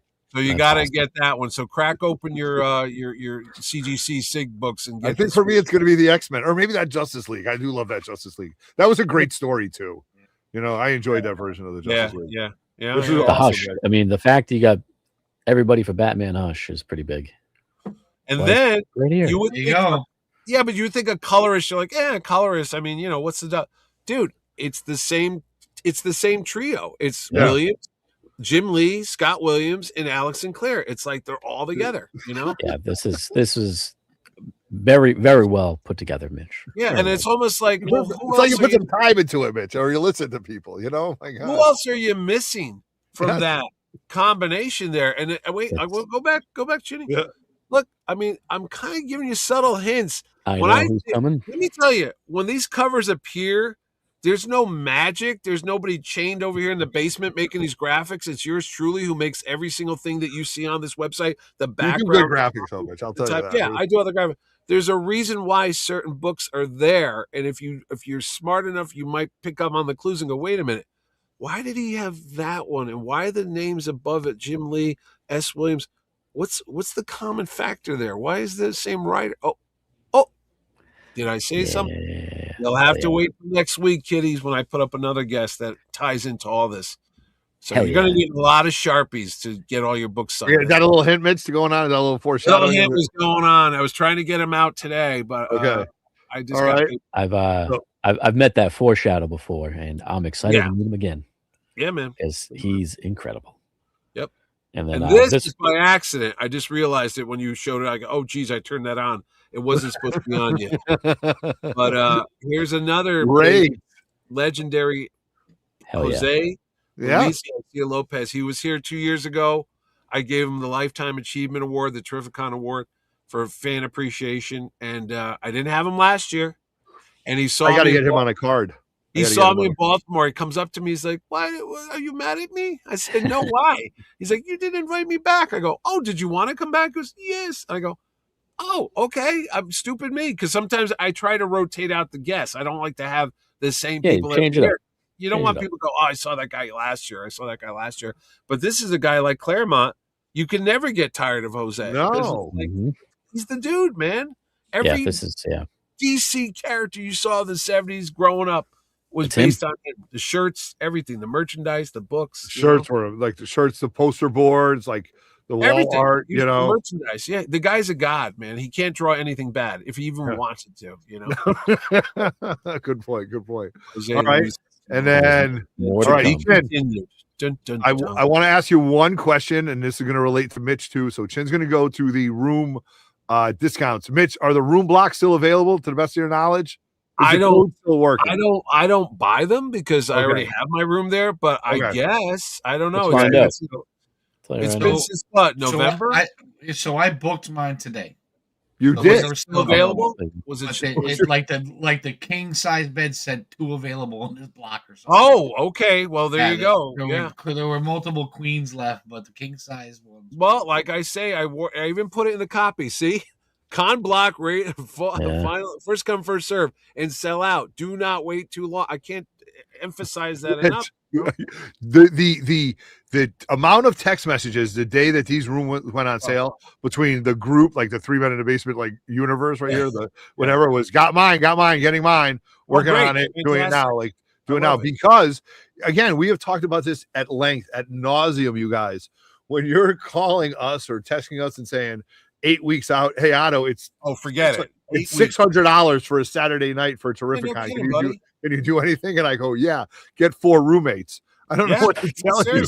I don't know what to It's tell a very you. simple process. It's supply and demand. There's no more supply, and everybody wants them, so the price goes up. So if you got that friend at Mohegan that says, "Oh yeah, I get this, this, and this," now the time to call him and call him out, or get the room rate. But and even if you do that, I am about to make that call, but I wanted to book it first. I booked. You can always. I booked it the day it came out. And guess what? You can always cancel if need be. I got until August 5th to cancel it. So yeah, and that's the other thing too. I've had people come up to me and they go, "Oh, I don't know if I'm going to end up staying there." I go, "Bro, you can cancel it. I think it's within 2 days of the show. 48 hours. 48 hours. You get 100% refund. I mean, I think they charge your card at the beginning just to keep like a deposit down on it. They charge you one night stay. Yeah, but if you cancel it, they give you the money back, bro. Yes. It's like I don't know what to tell you. You know, I don't know, Mitch. It's one of those things where we talk and talk, but yet you still got those things. No, and here's what people aren't understanding. We're trying to give you guys these clues. No, here's what they're not understanding. All the vendors want to stay at the hotel. I have like 500 vendors. All the fans want to stay at the hotel. There's 20,000 people, bro. There's only like a universe of 1,800 rooms total at the Mohegan Sun. I don't get the entire 1,800 rooms. They divide it up into 3. They give one for their momentum high roller guys. Yeah. They get a section because it's the weekend. Stuff, you guys, just so you know. Weekend in the summer, and people that like to game and stuff, they want to go and hang out at the casino and have a good time. So they have to put aside some rooms for them. There's the arena that has big events like rock concerts. When we're there, remember when Matt Rife was there for 3 nights? Oh my God, yeah, man, yeah. He brought in 20,000 people on top. People want to go to a concert. They want to go have fun afterwards and drink. They stay over. So there goes a block of rooms too. And then the last one is the Terrificon block. And they always call me up and they go, "Oh, you sold out again." I go, "Really?" They go, "It filled out like whatever." It's insane. They know it. But they can't give me the whole place because they don't want to take off all the other people. Like, hey, I spent like, $1,000 on concert tickets and I can't stay at the hotel because this comic book convention took over everything. There's always a logical reason why things happen. Yeah, it makes sense. And I'll tell you, and you don't know who you're going to stay on the floor with, right? Like Raj, remember when Chaz Palminteri was on the same floor as us? The best time ever. Yeah, and my wife screwed it up. My wife screwed up the line. Talking about being except she said you've got to leave, and he stopped and he looked at her and he put his finger. He goes, "You can't leave." No, you can't leave. I was like, you waited your whole life to meet the guy. You fucked the lineup. That's what happens, man. Yes. Like I said, what year was that? I always ask you about that week because that was a great week. When was Chaz Palminteri there? What year? It was when Scott Snyder. It was 2017. 2017. Okay, gotcha. Okay, that was a big year for Terrificon. Or the Chinese beauty pageant. Yeah, we had you had a Chinese beauty pageant there. You tell me about it. I'm walking around at our live show, and they were like, "Did you guys just go on TV?" They were. I'm walking around with Sean Gunn. It's got to be Saturday night at like 1 a.m. And in the other convention center where we do GamerCon and we used to do Terrificon, they had, I'm not kidding you, it was like the Miss Asian Beauty Contest or something like that. Yeah. And it looked like prom night because it was all yeah. these amazing looking women wearing these, like, gowns. Most of them were on our floor. Trust me, we saw it. They were in gowns and they all had that sash on them, like, Miss Singapore, Miss China. And it was late because they were videotaping at like 11 o'clock at night because of the time. They just the thing just yeah. ended, like the Oscars. It literally ended like midnight or 12 o'clock. And then they all went outside for photo ops and stuff. They're all taking pictures by the fountain and the waterfall and the big sculpture. And it was wall to wall. And the guys are all dressed in tuxedos and stuff. We're like, what is this, the Oscars? And we're like, what is happening here, And I said, what's going on? They go, oh, yeah, it's a beauty pageant going on. I'm like, oh, all right. We're on the floor. There's all these guys. We're live. And we're talking about Transformers. We're talking about Transformers. And somebody said something about the Dinobots. And this gorgeous woman comes up to me and I'm like, hey, we're talking about the Transformers. What do you think about the Dinobots? No. I'm trying to think of some of the other concerts. We had one during the one at GamerCon. There was a Kiss concert one night. So everybody was dressed as Kiss walking around. So it looked like one of my crowd. Remember when you had a Kiss cover band at your show? Yeah. Kiss Nation. Kiss Nation was there. Yeah. Was it 2 or 3 years ago ever where we got shut down? The only time our live that was the WNBA. WNBA. The visiting team was on our floor. Yeah, and they got mad and they called security. They got their asses kicked that night, so it felt great. Yeah, I think the basketball team got mad at us. I think last year there was a country singer. Can't remember her name. It was a big country. I don't know who it was, but it was cowboy hats everywhere. All these women walking around with cowboy boots on. I remember we walked out and like the entire place was like girls with cowboy hats and like denim skirts. I don't remember any of that. Mm-hmm. And I'm like, what is happening here? What's going on tonight? Yeah. Well, last year is when I had my incident. The night before day zero. We don't talk about that. We don't talk about that. We don't talk about that. I always like going to the country bar. That's the bar I like the best. Yes. The Roadhouse. Because stormtroopers. Everybody. I always call it the Star Wars bar because everybody ends up there, no matter what. It'll be like there's guys dressed as real stormtroopers from the Star Wars movies on stage. There's Scotty Young hanging out over there with some comic book people there. There's the Cobra Kai guy was there. Martin Cove over there too. Look at the cigar. You just look around you and it's like, and then over there is the mechanical bull and there's like a bridal party and the maid of honor's getting thrown off bull and stuff. And there's Chin out of nowhere. There's Chinmo and like, what the hell's going on around here? He goes, I'm not drinking. I'm getting ready for my big Kevin Eastman thing tomorrow morning. So he was trying to be a Boy Scout and not do anything, but all around him was like hell on earth. I always say, I think in the total, I'm there Thursday night and I end up leaving Sunday night. And I think there's a total, not exaggerating, it's a total of 6 hours, maybe 7 hours of sleep all weekend. Agreed. Oh, God. Absolutely. I literally, dude, I have driven home from there on Monday morning with like my car loaded up to come back to Trumbull with all the, the banners and Thanos and everything. I have the rental truck and I've got to bring everything back to the storage unit. Thanos. I couldn't tell you. It's like time travel. I don't remember leaving there. So when I get home, and I'm like 2 or 3 o'clock in the afternoon, man, and I'm like, how did I get here? What happened? And then for the next 3 days, I tell you, it's like PTSD. I will not sleep, and I keep jumping up out of bed thinking the show hasn't happened yet. Honestly, I swear. And I'll go, oh my God, somebody's got to go pick up, Kobe Smulders at the airport. Where Haley Atwell needs a drink. And like waking up for a test, Yeah, exactly. My wife goes, dude. Lou Ferrigno needs his car. I literally have to go look at the calendar. I'm not kidding you. I have to go online to see what the dates are on the screen to make sure it's real because I keep thinking. I mean, last year was a whirlwind with Keanu, right? That was last year. That was 2 years ago. That was 2 years. Again, that's what I'm having a hard time with. I'm having a hard time. I forget too. Keanu, I go, 2 years ago. I remember like it was yesterday. I remember like people walking in. I remember that that was 2 years ago. 2024, Keanu Reeves was Friday. Jim Lee was Saturday. Right, and last year was Chin Charlie and was on friend Sunday, Kevin Eastman. Oh, that's right. Yeah, and last year was Kevin Eastman, Haley Atwell. Every day there was like another big star. I regret not meeting Haley Atwell. Key was there. Keith. No, Ki Kwan. Yeah, Okay. yeah. Oh yeah. That's right. Oh my God. Again, see, Kwan showed up on Saturday. Haley was there for Saturday and Sunday. Yeah, every day was like, what's going on here? Right. Key Kwan was like a 3-week thing because I had invited him the year before and forgot to follow up on it. And Sharon, my wife, goes, "Hey, did you call Key back?" I go, "Geez, I forgot to call him." And I call him up 3 weeks before the show. I go, "Hey, Key," he goes, "Hey, Mitch, what happened?" I go, "I know, I forgot to call you." He's like, "You don't want me?" I go, "No, I want you to come back." Of course. He's like, "Okay." So we had to scramble to get his flight over here and the hotel and everything, but he was great. And it was like, yeah, I totally forgot. Just mentioned it, man. We've got this picture right here. Raj, what do you think this year was? This is the first time we met Tom King. Those are old shirts that we're wearing. Yeah, he is that Tom King? Yeah, that's Tom King. Is this 17, 18? No, because of the white ceiling behind you. It's in the Expo Center. Okay. That's the year that we had the guy that played Swamp Thing. Yes, 2021. Obviously, it's not. Is this 21? This is only 21?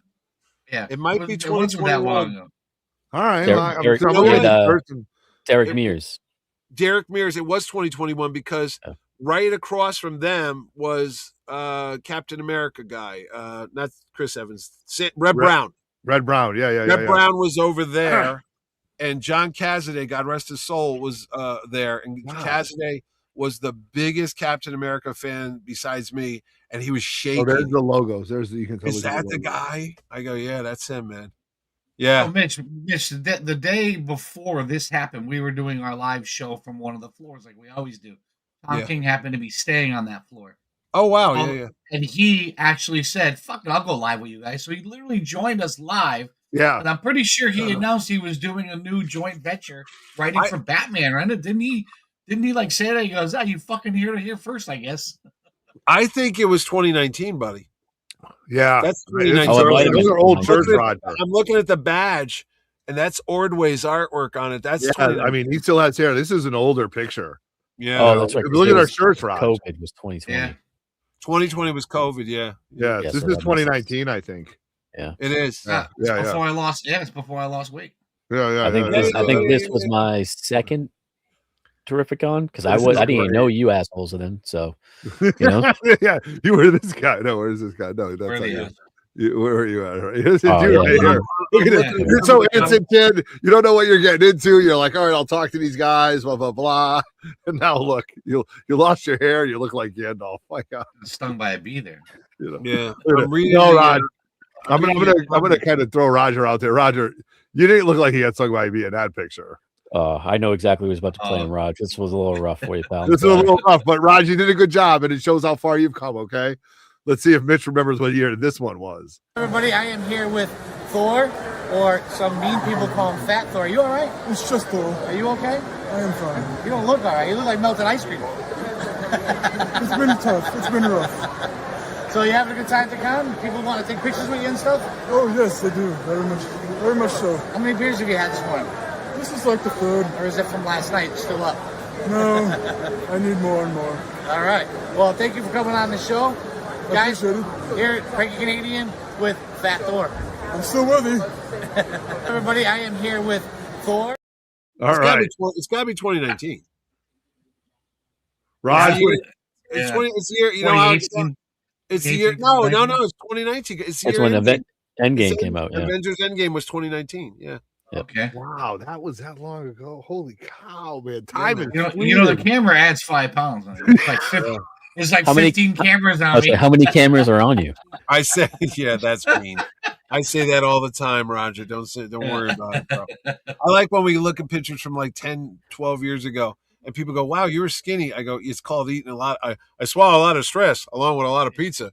You know? That was a good one, though. Those were, I mean, setting up the camera, doing these little quick blurps are just so much fun because they happen all the time. You know what I mean? They happen all the time. And Mitch, you go back and watch all these videos, right? I do. I watch all of them, bro. I watch all of them. If you tag it, Terrificon, after the show's over, when I'm in recovery, I sit there and I literally go to YouTube and I type in Terrificon, and I watch every single one. Even if they suck, they say I'm a piece of crap. I don't care. I watch it, and if you see a thumbs up, that's me watching it, even if it's bad. because I get to see the show from different angles. I didn't see that. You can't be everywhere. It's too big. It's like you can't be at the Pirates of the Caribbean ride and Space Mountain and Haunted Mansion all at the same time. So you hear all the different things and the different stories and who met who and who interviewed this guy or that guy. So, it's fantastic. One of the funniest things I don't know if like people like I don't know. When I go to other places, I look at gas prices. I'm like, oh, gas is expensive here. I don't know. I become my father in every way, shape, or form with this whole thing. Oh, yeah. But that's a funny story. But I always love to see how the Saturday line is developing. Is it going all the way down to the other casino to Michael Jordan's? Is it now going the other way out through the parking lot? It's going to go out to the garage.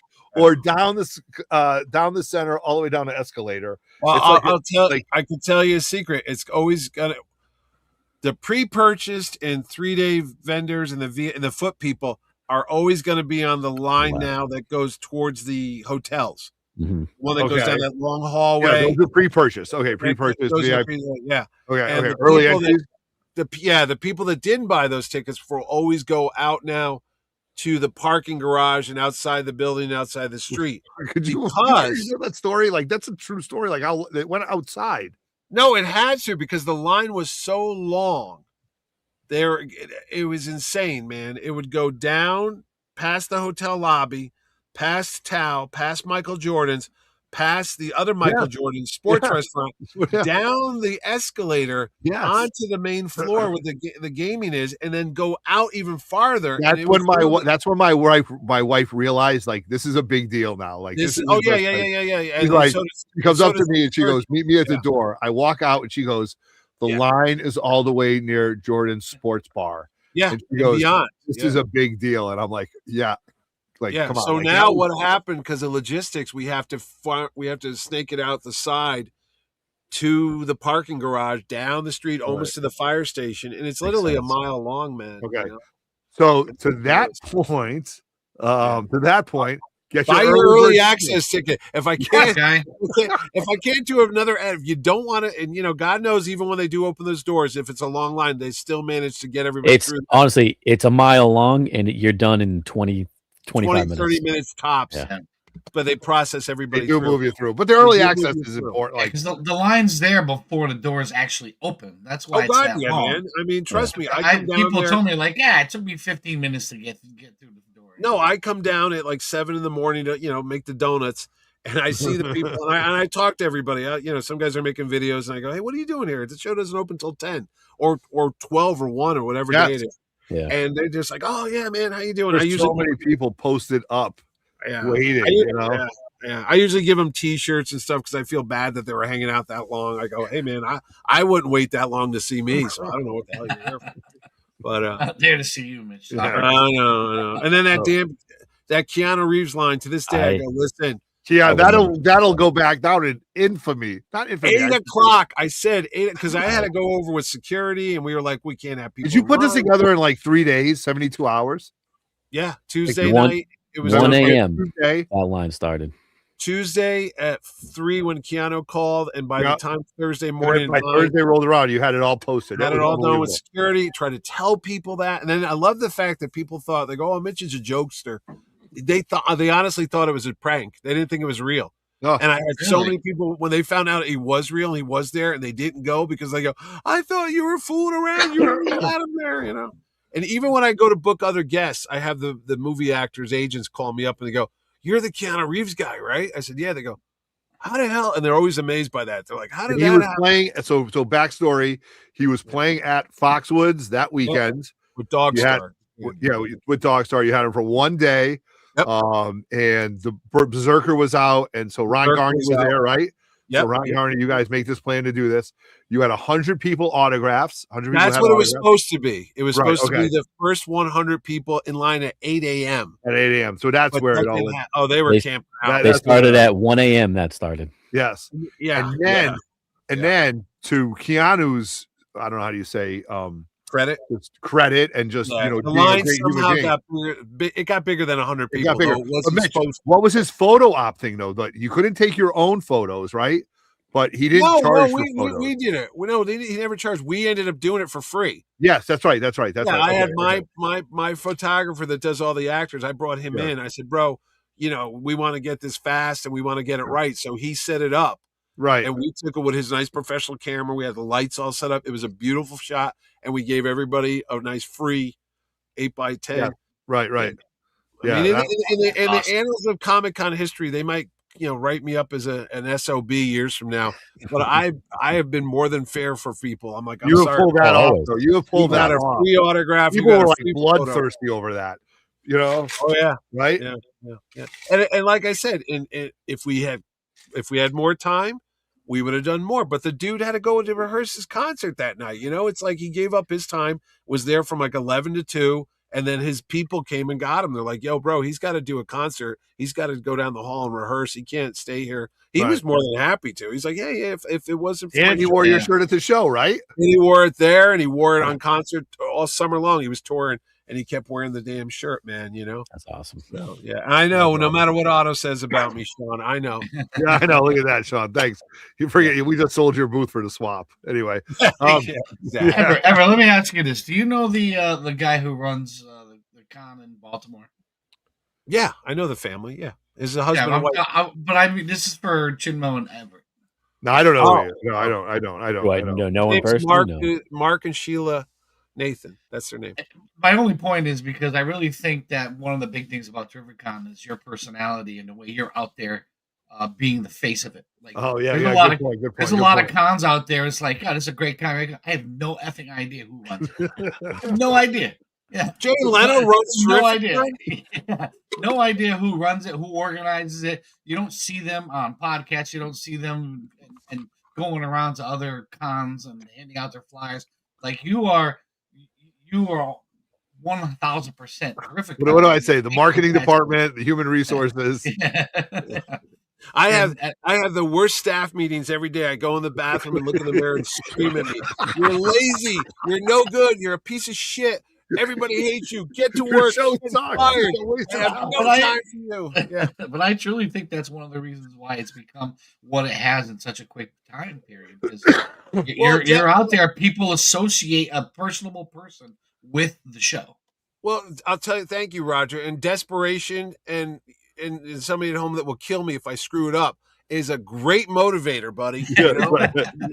Income, right? Paying your mortgage is a great. You sold your soul for this, right? Like I get up at 7 a.m. every morning. I used to joke that I wanted to call it tuition con because both my boys were in college at the same time. Right. Because they're only like a year and a half apart. And thank God they're all graduated. They all have real professional jobs. They all live in New York and DC now, so it's cool. But you want to talk about, people go, do you gamble? Do you go to the casino? Do you ever gamble? I go, every summer. I go, well, how much do you usually put down? I go, about $500,000. Yeah, right. Go, what are you talking about? I go, bro. Yeah. Lights, cars, hotel rooms, food, insurances, billboards, T-shirts, ads on Facebook, ads here, this and that.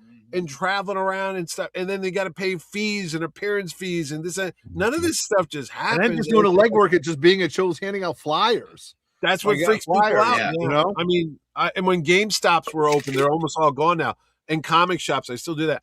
I literally would get in my car every weekend, go to Google and say, give me a list of all the comic shops in Massachusetts. Give me the list of all the comic shops in Connecticut, and I would take a map. And I pinpoint them all on my car and with it Waze or whatever, and I would drive and I'd try to get as many as I could in a day. And then every weekend, every Saturday and Sunday, I would do that for the entire freaking April, May, June, July, August. Free comic book day. I used to be at like 3 or 4 different free comic shops because that's a big day. And it was just nonstop, and then coming home and booking flights. Yeah, really, we look lazy. My God, Chin, you're lazy as fuck compared to him. Yeah, Jesus Christ, Roger, Chin, step it up, would you? Oh my God.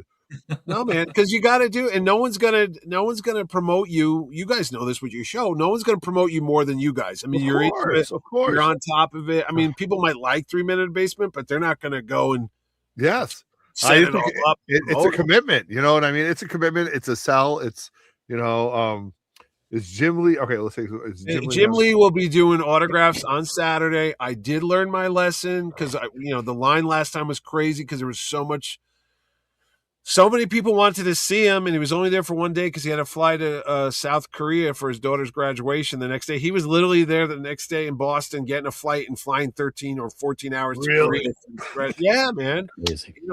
So yeah, we have accommodated everything. We're gonna work it all right. We're gonna figure out that things. kind of like a continuance of that. Right? Are you doing the pre-sale tickets again for him? Yeah, it's gonna start in February. It's one. Okay. I could even tell you the prices if you want, man. I'll tell you now. I don't care. Yeah, It's not a secret. One autograph is $75 now. If you want 4 autographs and a print, it's $275. So that's actually a value because that's the value, right? Yeah, 4 times 75 it would be $300. So not only that, you're going to get 4, and then you get a show exclusive print that's going to be pre-signed. Yeah, and then we're going to do the panel like we did last time, where if you buy the 4-pack, you get to go to the panel. And he does a raffle. He literally does that. When you're in the room. Boston won it last year, right? Somebody. Yeah, it was a Two-Face, I believe he did. It was a Two-Face, and he said he brought it by the booth. He said if anybody has a baseball ticket in their wallet, yes, that's actually correct. Goes, oh, I got a digital ticket. He goes, no. I want a printed ticket. This kid came to the booth. This kid came to the booth and showed us this book, you guys. I think you know what the guy had? I think he had a parking voucher. Yes, in his wallet. That's what. Yes, that's close enough, man. It's a ballpark and whatever. From Boston. He gave this beautiful Two-Face drawing that he had done live in front of everybody for the last 45 minutes. Man. You remember this? Oh yeah. Yeah, okay. I'm not losing my mind. And those aren't cheap. Let me tell you, a Jim Lee. Oh yeah, no, it's like a minimum of. We're talking like 5 figures. Oh yeah. Okay. So it was something, and to get on his commission waiting list is like a 5-year wait list. I think it's a decade. I could be wrong, but I think it's a decade. Is it that far? Yeah. Put it in my casket. Just okay. Right? Cool. Put it in my casket. I got to tell you, that's the one. If I could ever get a Gambit from Jim Lee, I'd die and go to heaven. I'd die happy. So that'll be on sale. Favorite. That'll be on sale in February once I get my ass and get in gear. All right. Once I get GamerCon over, and I got to do my taxes too. I'm like everybody else. My wife goes, "Did you get the taxes ready for the account?" I go, "I got to do GamerCon." You got to do your receipts here. Oh my god! I got real stuff. I got to shovel the driveway on Sunday. We got Snowmageddon coming up. Oh my god, guys, this has been so much fun. There's a few other things we wanted to talk about, but as far as remarks from artists that are coming up, I don't have anything planned right now. I don't know if you guys have I got a lot of new people coming to the show this year. Okay. A lot of people have never been at the show before, so if I like that, you'll see them. And I'm going to pepper it 2 to 3 a week. I can throw them all up there tomorrow. But what the hell am I going to talk about for the next 7 or 8 months? So you got to take your time. One or 2 a week. The Green Goblin, Mitch. Who did the Green Goblin sketch? That was a guy that came to our show. Dan, I'm blanking. Dan Orgill. He's from Canada. He did a beautiful drawing. I saw him on Facebook, and I got a commission from him of MODOK. Okay. And then I wrote him a letter. I said, "Do you do shows?" He goes, "No, I don't do conventions." I go, "You really should do conventions." He goes, "Well, I take my time. It's not like I can bang this out because it's all painted." Yes, these are all painted art. Yes. And he says, "Okay." And I was the first show he had done was like a year ago. And bro, his commission list filled up. Beautiful stuff. Very, very reasonable price. And he was happy. He did well. And then I said, "Come on back." And he's coming back. And he did a beautiful 9x12 Green Goblin painting for me. I got it like a week ago. They look great. I saw the post. Yeah, if you get a chance, get on this guy's list. And, the guys at Marvel were talking to him. So hopefully something works out and you can start to see some variant covers and such, That'd be awesome. I had 5 commissions done last year. I need to step that back a little bit. I think I hit 12, I think.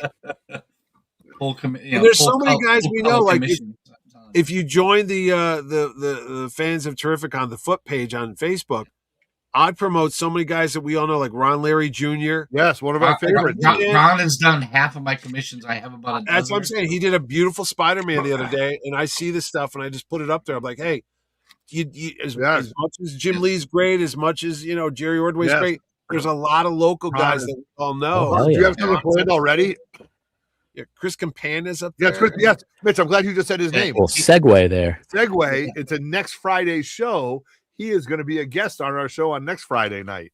Chris or Ron? Chris Campana. Chris Campana. Oh, Chris is great. Oh, okay. I'll have to drop in because Chris and I have a little joke going because I've known Chris for 10 years and now he's a Marvel guy. He's working over at Marvel. He's going to do some stuff with DC. I think. He did a little head sketch of a jam piece I was doing all this different Spider-Mans, and he did a Miles Morales. Yeah. No, So- the joke. Just tell him that he got just when you see him, just say. Mick, you want to join us? Come on, join us next week. It says "in my house." He'll know what that is because Okay. So we're gonna do another Friday night. We're gonna do another Friday live show next week, just so you guys know. So that's good, Mitch. Plus all the other guys, like Keith Williams is there. I get a lot of people are coming back. Yeah, a lot of folks are coming back that everybody's known and loved, but a lot of new faces too. Like I said, trying to keep it fresh, man. You know. Okay, there we go. And yes, somebody just right. I did throw up the Action Comics 1000 today in the corner with Sinclair because one of the covers was done by Jim Lee, inked by Scott Williams, and colored by Alex Sinclair. So if you want to be a completist, look at that. You want to get all those people's sketches or signatures on that book. So CGC will be back. They already got a big booth. They're going to be in the main room this year. But again, I got to think ahead, like how big the line's going to be. So maybe there's a reason why they're in the side room again. Yeah, well, I got to tell you, I'm going to add a few more signatures to the card, and then it's going to be retired. This card might be it. That Christmas card. No room. You might just put initials up on that thing. I know. That's a problem. And I'd be remiss if I didn't say there will be celebrities at the show. I have movie stars already contracted. I got a lot of voiceover people from classic cartoons coming. So there's that, Yeah, we talked about that last time, and all for it, dude. Yeah. No, I got your turtle guys coming. I'll tell you, you know what? Hell, I don't know who's listening or how many people are going to watch the rewatch, but anyway, somebody represented from every decade, starting with the 80s. We're going to have the cast of the Teenage Mutant Ninja Turtles.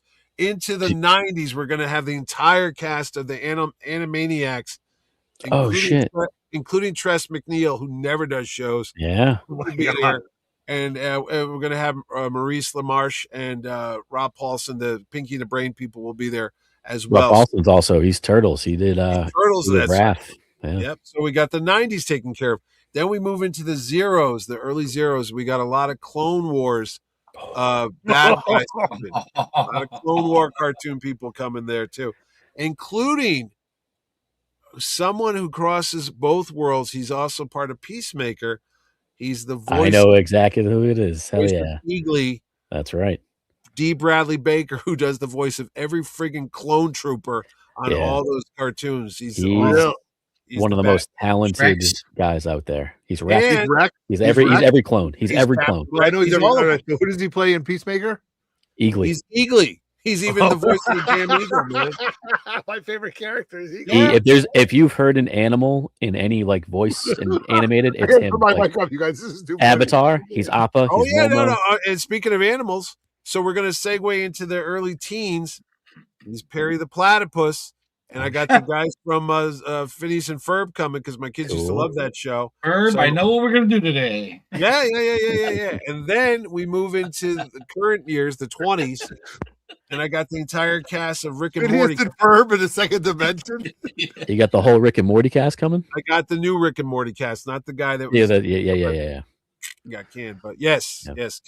Kelsey Grammer's daughter, Spencer Grammer, I believe her name is. And the other guy. Parnell? I got dude, we got all the animation stuff covered. I'm done with the animation, and then I let it out too. I had almost every Batman guy there was. Oh yeah. I ain't got Christian Bale, but I had, God rest his soul, I had Kevin Conroy twice, and then we had Val Kilmer. We had a bunch of Batman. This time it's Dietrich Bader. Yes, my favorite Batman was the Brave and the Bold series. It's one of the best ever. It's one of the best ever. And of course, if you're Napoleon Dynamite, he's Rex Kwon Do with the red, white, and blue American pants. You know, like, how did I get these? You know, Office Space. He always gets me in Office He goes, Space. Nth Metal Knuckles. You know when Yeah. he played Gentleman Ghost. That He was goes, look at this guy, bad. Peter Pan. Come on up here, Peter Pan. Batman Brave and the Bold. Hell yeah. That's what my son grew up to, man. That was Oh but my God! What did he call them? The like- Hammers of Justice. That's the what he Hammers called of Justice. That's right. them. The Hammers of Justice strike again. You know. And plus, he was on. If you were a Drew Carey fan, he was on Drew Carey for years. He was in the movie I Office forgot Space. about Dietrich Bader. I forgot you. Yeah, Said that. Dietrich Bader will be He's on it there. all, yeah. Yeah, Oh, this is gonna be great. Can we get fast forward everything through that and just get to there? My God. So Yeah. Oh, and then there's a lot of live action, folks. There's a lot of There's big names coming too that you don't know. yeah. any wrestlers, Mitch? Any wrestlers? We'll Stop see. it. We'll see. Never again after Samoa Joe, huh? Mitch, these are two of the books that I had done last year at your show by Ron. Oh, Leary. is that Leary? yeah. Did he color that too? Oh yeah. Jesus Christ, that guy's good, man. That And is this awesome. and this one. See how her fucking hand is facing Oh, she's out? invisible, and you can see that. You know what, man? That boy's got some chops. That's brilliant. That is He does. brilliant. That's why everybody always says, "Why do you keep going back to him?" Look. oh my God, that's look why. at that! For God's sakes, dude, that I You should love see that. the Catwoman he did for me. Holy crap! I love that invisible woman, man. That's a Yeah. real nice looking invisible woman.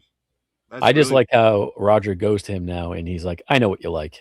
I know what you And- like. Okay. Yeah, Oh well, like- I could like- tell. I I like- could tell I like too. cleavage. Yes. Okay. I don't know what you're talking about, but I could kind of get the hint there already. The Art of Buzz did one a couple of years for me too. It was a rogue. Oh, Buzz is great too. Buzz she is there. looked. Buzz She is looked like she was at a strip show. It was awesome.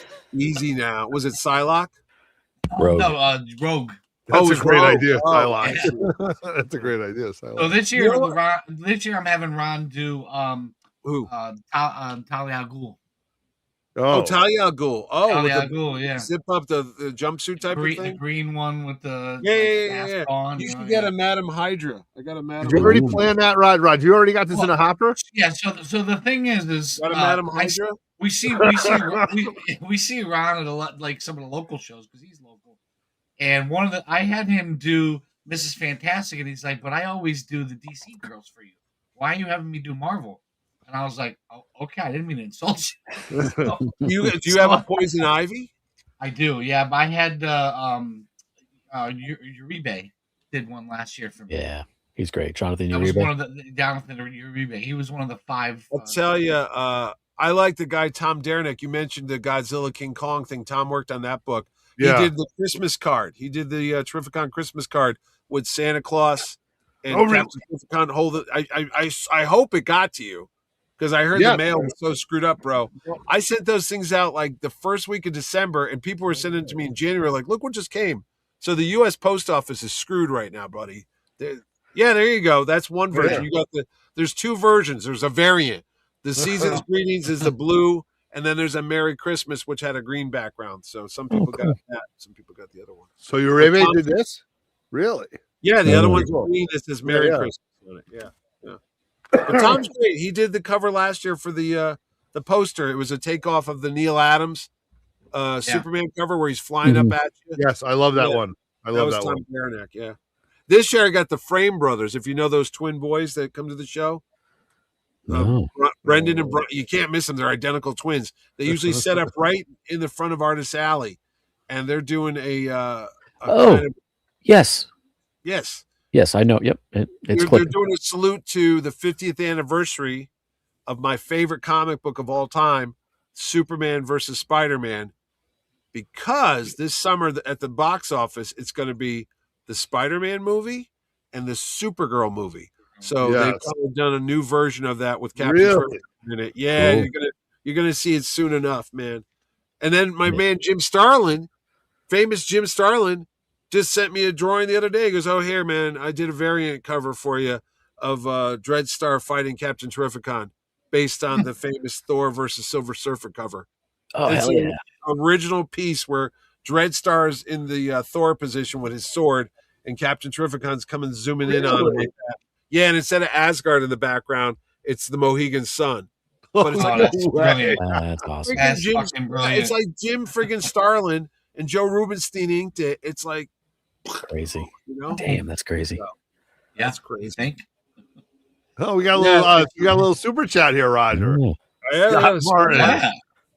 Scott's got a lot of Planet of the Apes original art, and he had the frames do a nice one. You know that shot where the gorillas are taking a picture with the humans? It's like a hunting photo.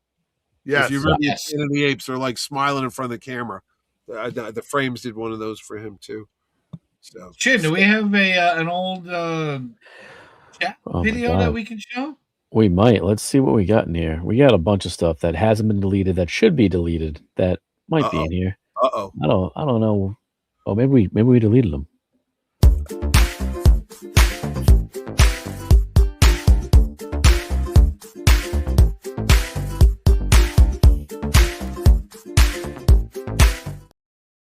That I might don't be remember who the made that one. only one. I don't know. Yeah, that sounds like Oh no, here we go. Now Here we go. Yeah, Here we there go. we go.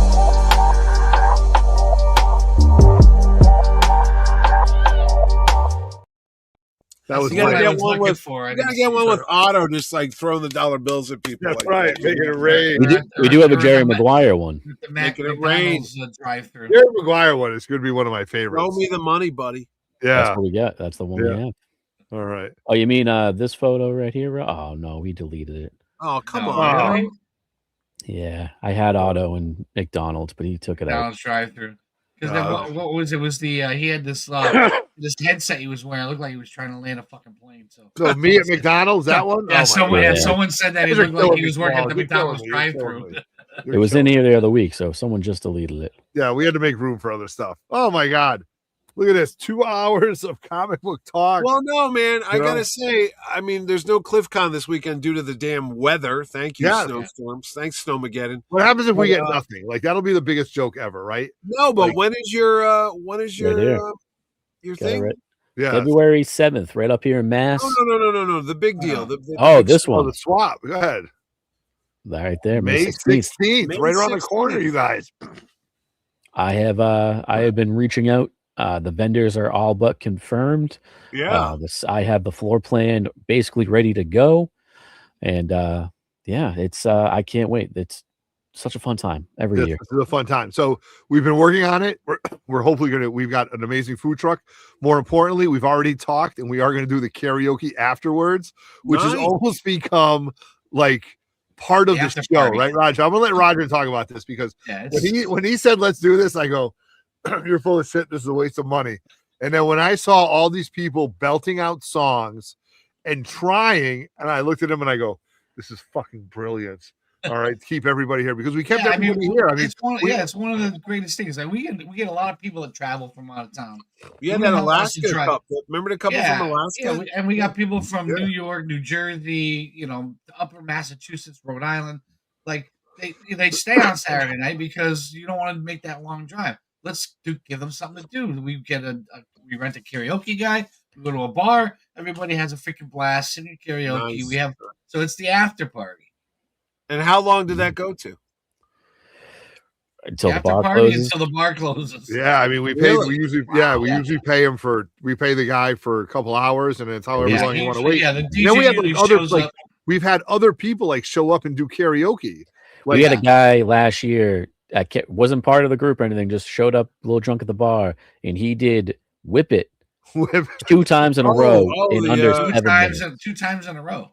It was pretty funny. it was pretty It was- funny. So Yeah, yeah, might be- like a karaoke Yeah, that yeah. like knows how to like knows what he's doing. Like There might was be telling- videos of us singing some karaoke. yeah, there's a couple. There's a couple. So it's gonna be a lot of fun, you guys. A lot of the same vendors. A lot of people. What's fun about this show, and I'm sure Mitch will agree that Connecticut has always been a redheaded stepchild in between New York It and New is, Jersey. yeah. But Yeah. guess what? When it comes to vendors, we get guys from the top and we get guys from the bottom, and we got a nice little blend of people. And 50% of our vendors only are private sellers who just set up once or twice a year. So you don't get that often. You're not That- seeing them at other shows. And Yes, you get thank the you very much. amazing Thank you. Bob Stevenson there every year. Yes, Yeah. my God.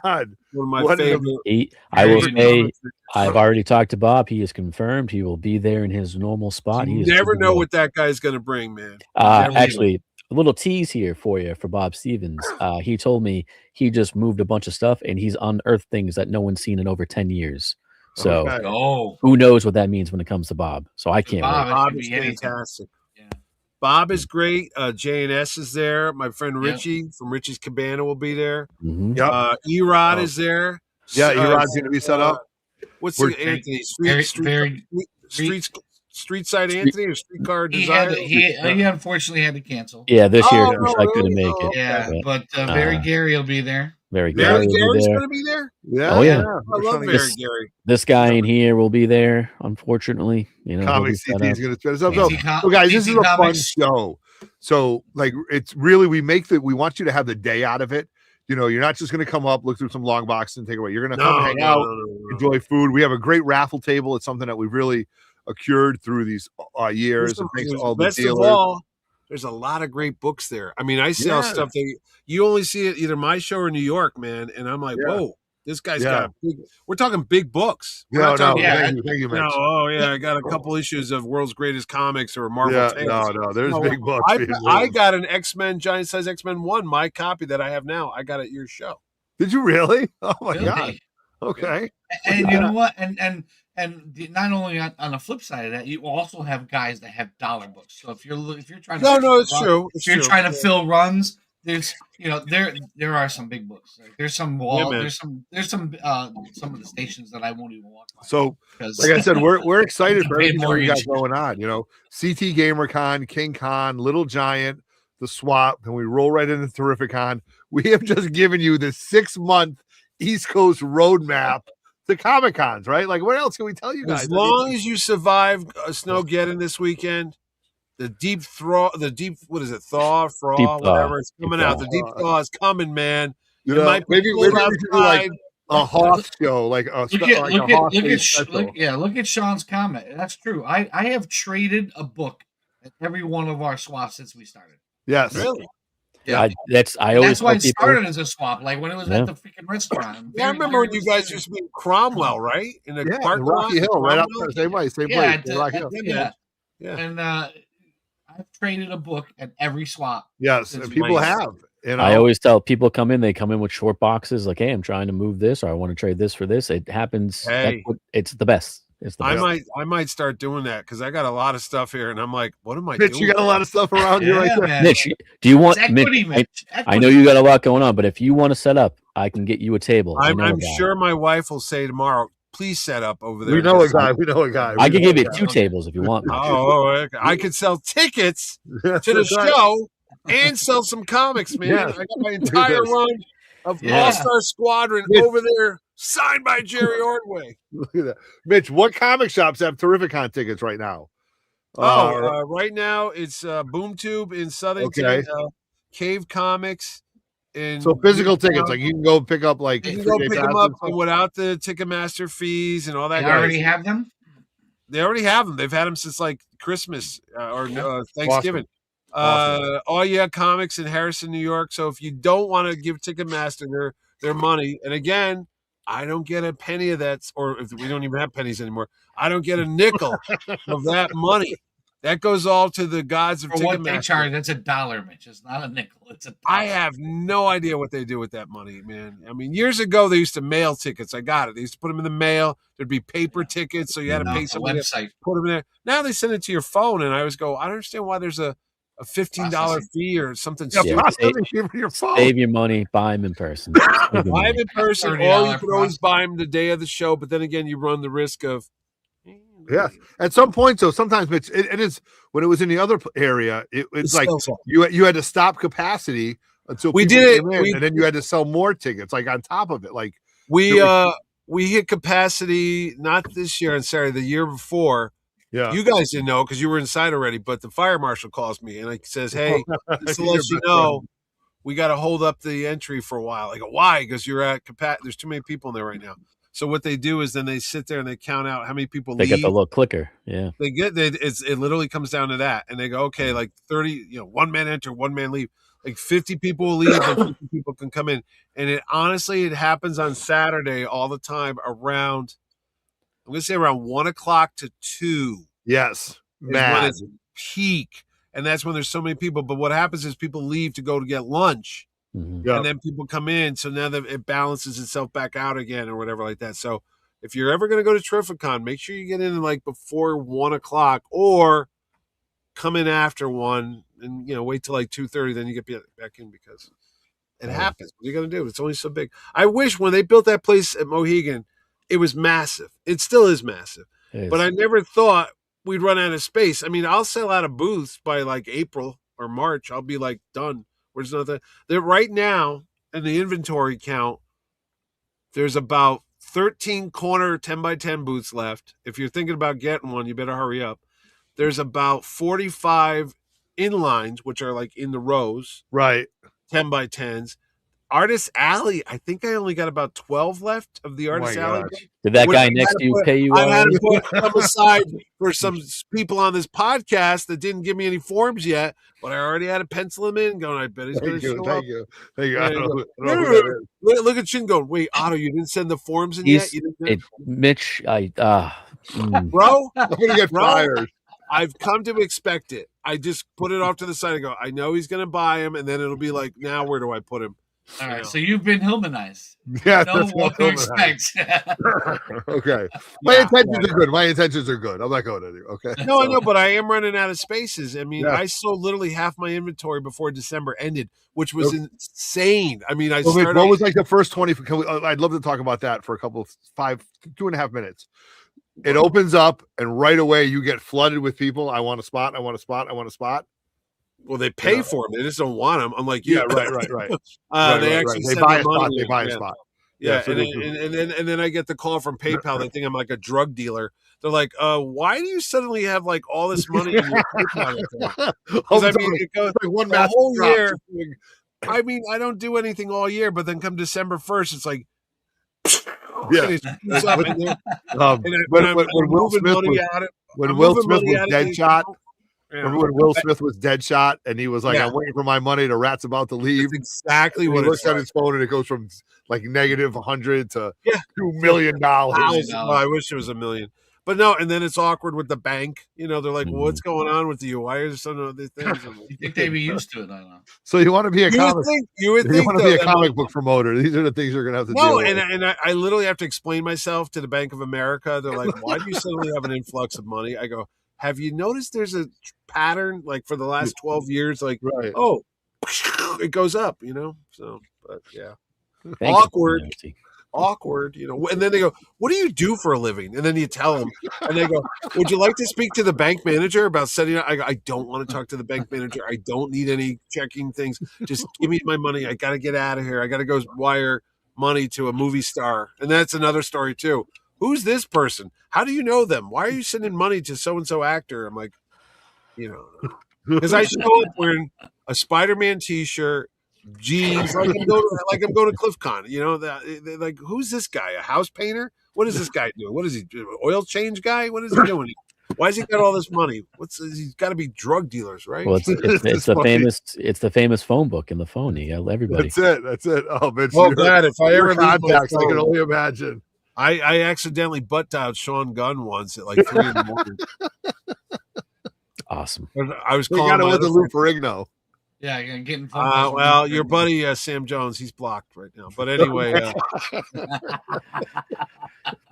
You know, I was sitting there watching TV one night, and Clint Howard, Ronnie Howard's little brother, yeah. and Bryce Dallas Howard's uncle.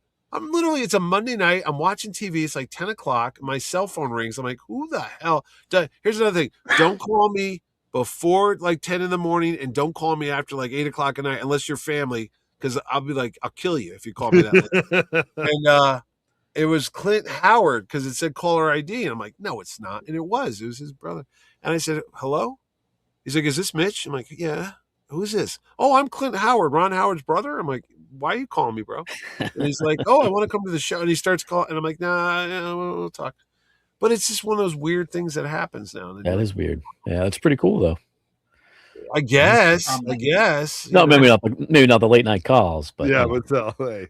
Yeah, like Rooker calls sometimes, and you know.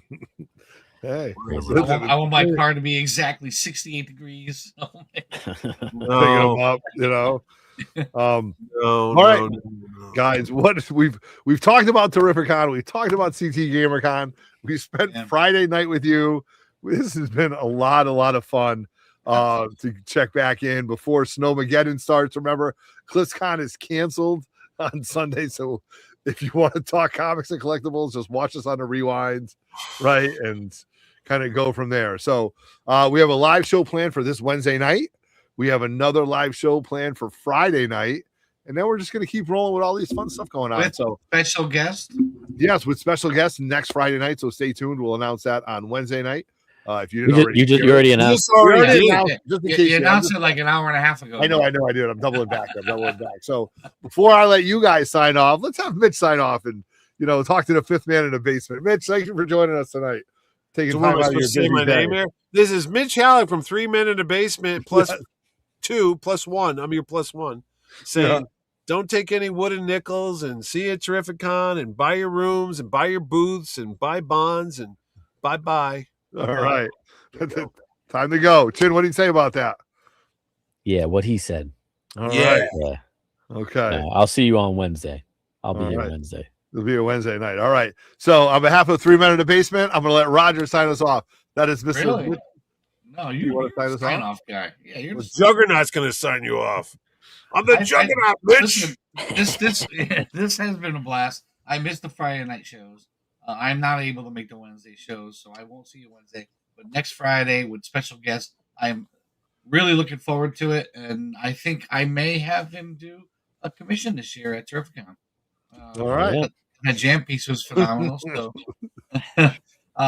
this has been great, Mitch. Thanks a lot for joining us, man. And it's penis head Superman. Yeah, what Superman is that, man? What is that? It's dickhead Superman. Is that a Timu Superman? No, it's not a Timu Superman. No, it just happens to have action figures all over the place. Oh my God, I have so many underneath the table. When I'm bored on shows, I wasn't bored here tonight. But people go, "What are you doing with your hands below the camera?" I go, "Wouldn't you like to know?" But no, I play with my Jabba the Hutt. Jabba. That's amazing. Please tell me you have a gold bikini fucking action figure now. I do. Where is she? I have all this shit here. You got to play with some stuff. You just talked about him. He's going to be a guest. I got little Rex hanging out here. You got to have the little fun stuff. Yeah. Look at this. Hey, everybody. Is that your job, or are you just happy to see me? Oh my God.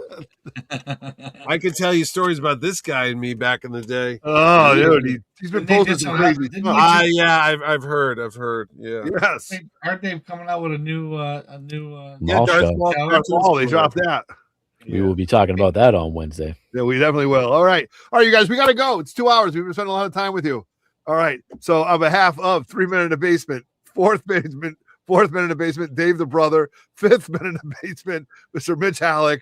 I'm Everett Otto. That's Dave Chinmo. That's Mr. Mitch Halleck. That's Roger Levesque. He's going to sign us off, and then we'll hear from our boy, TiVo.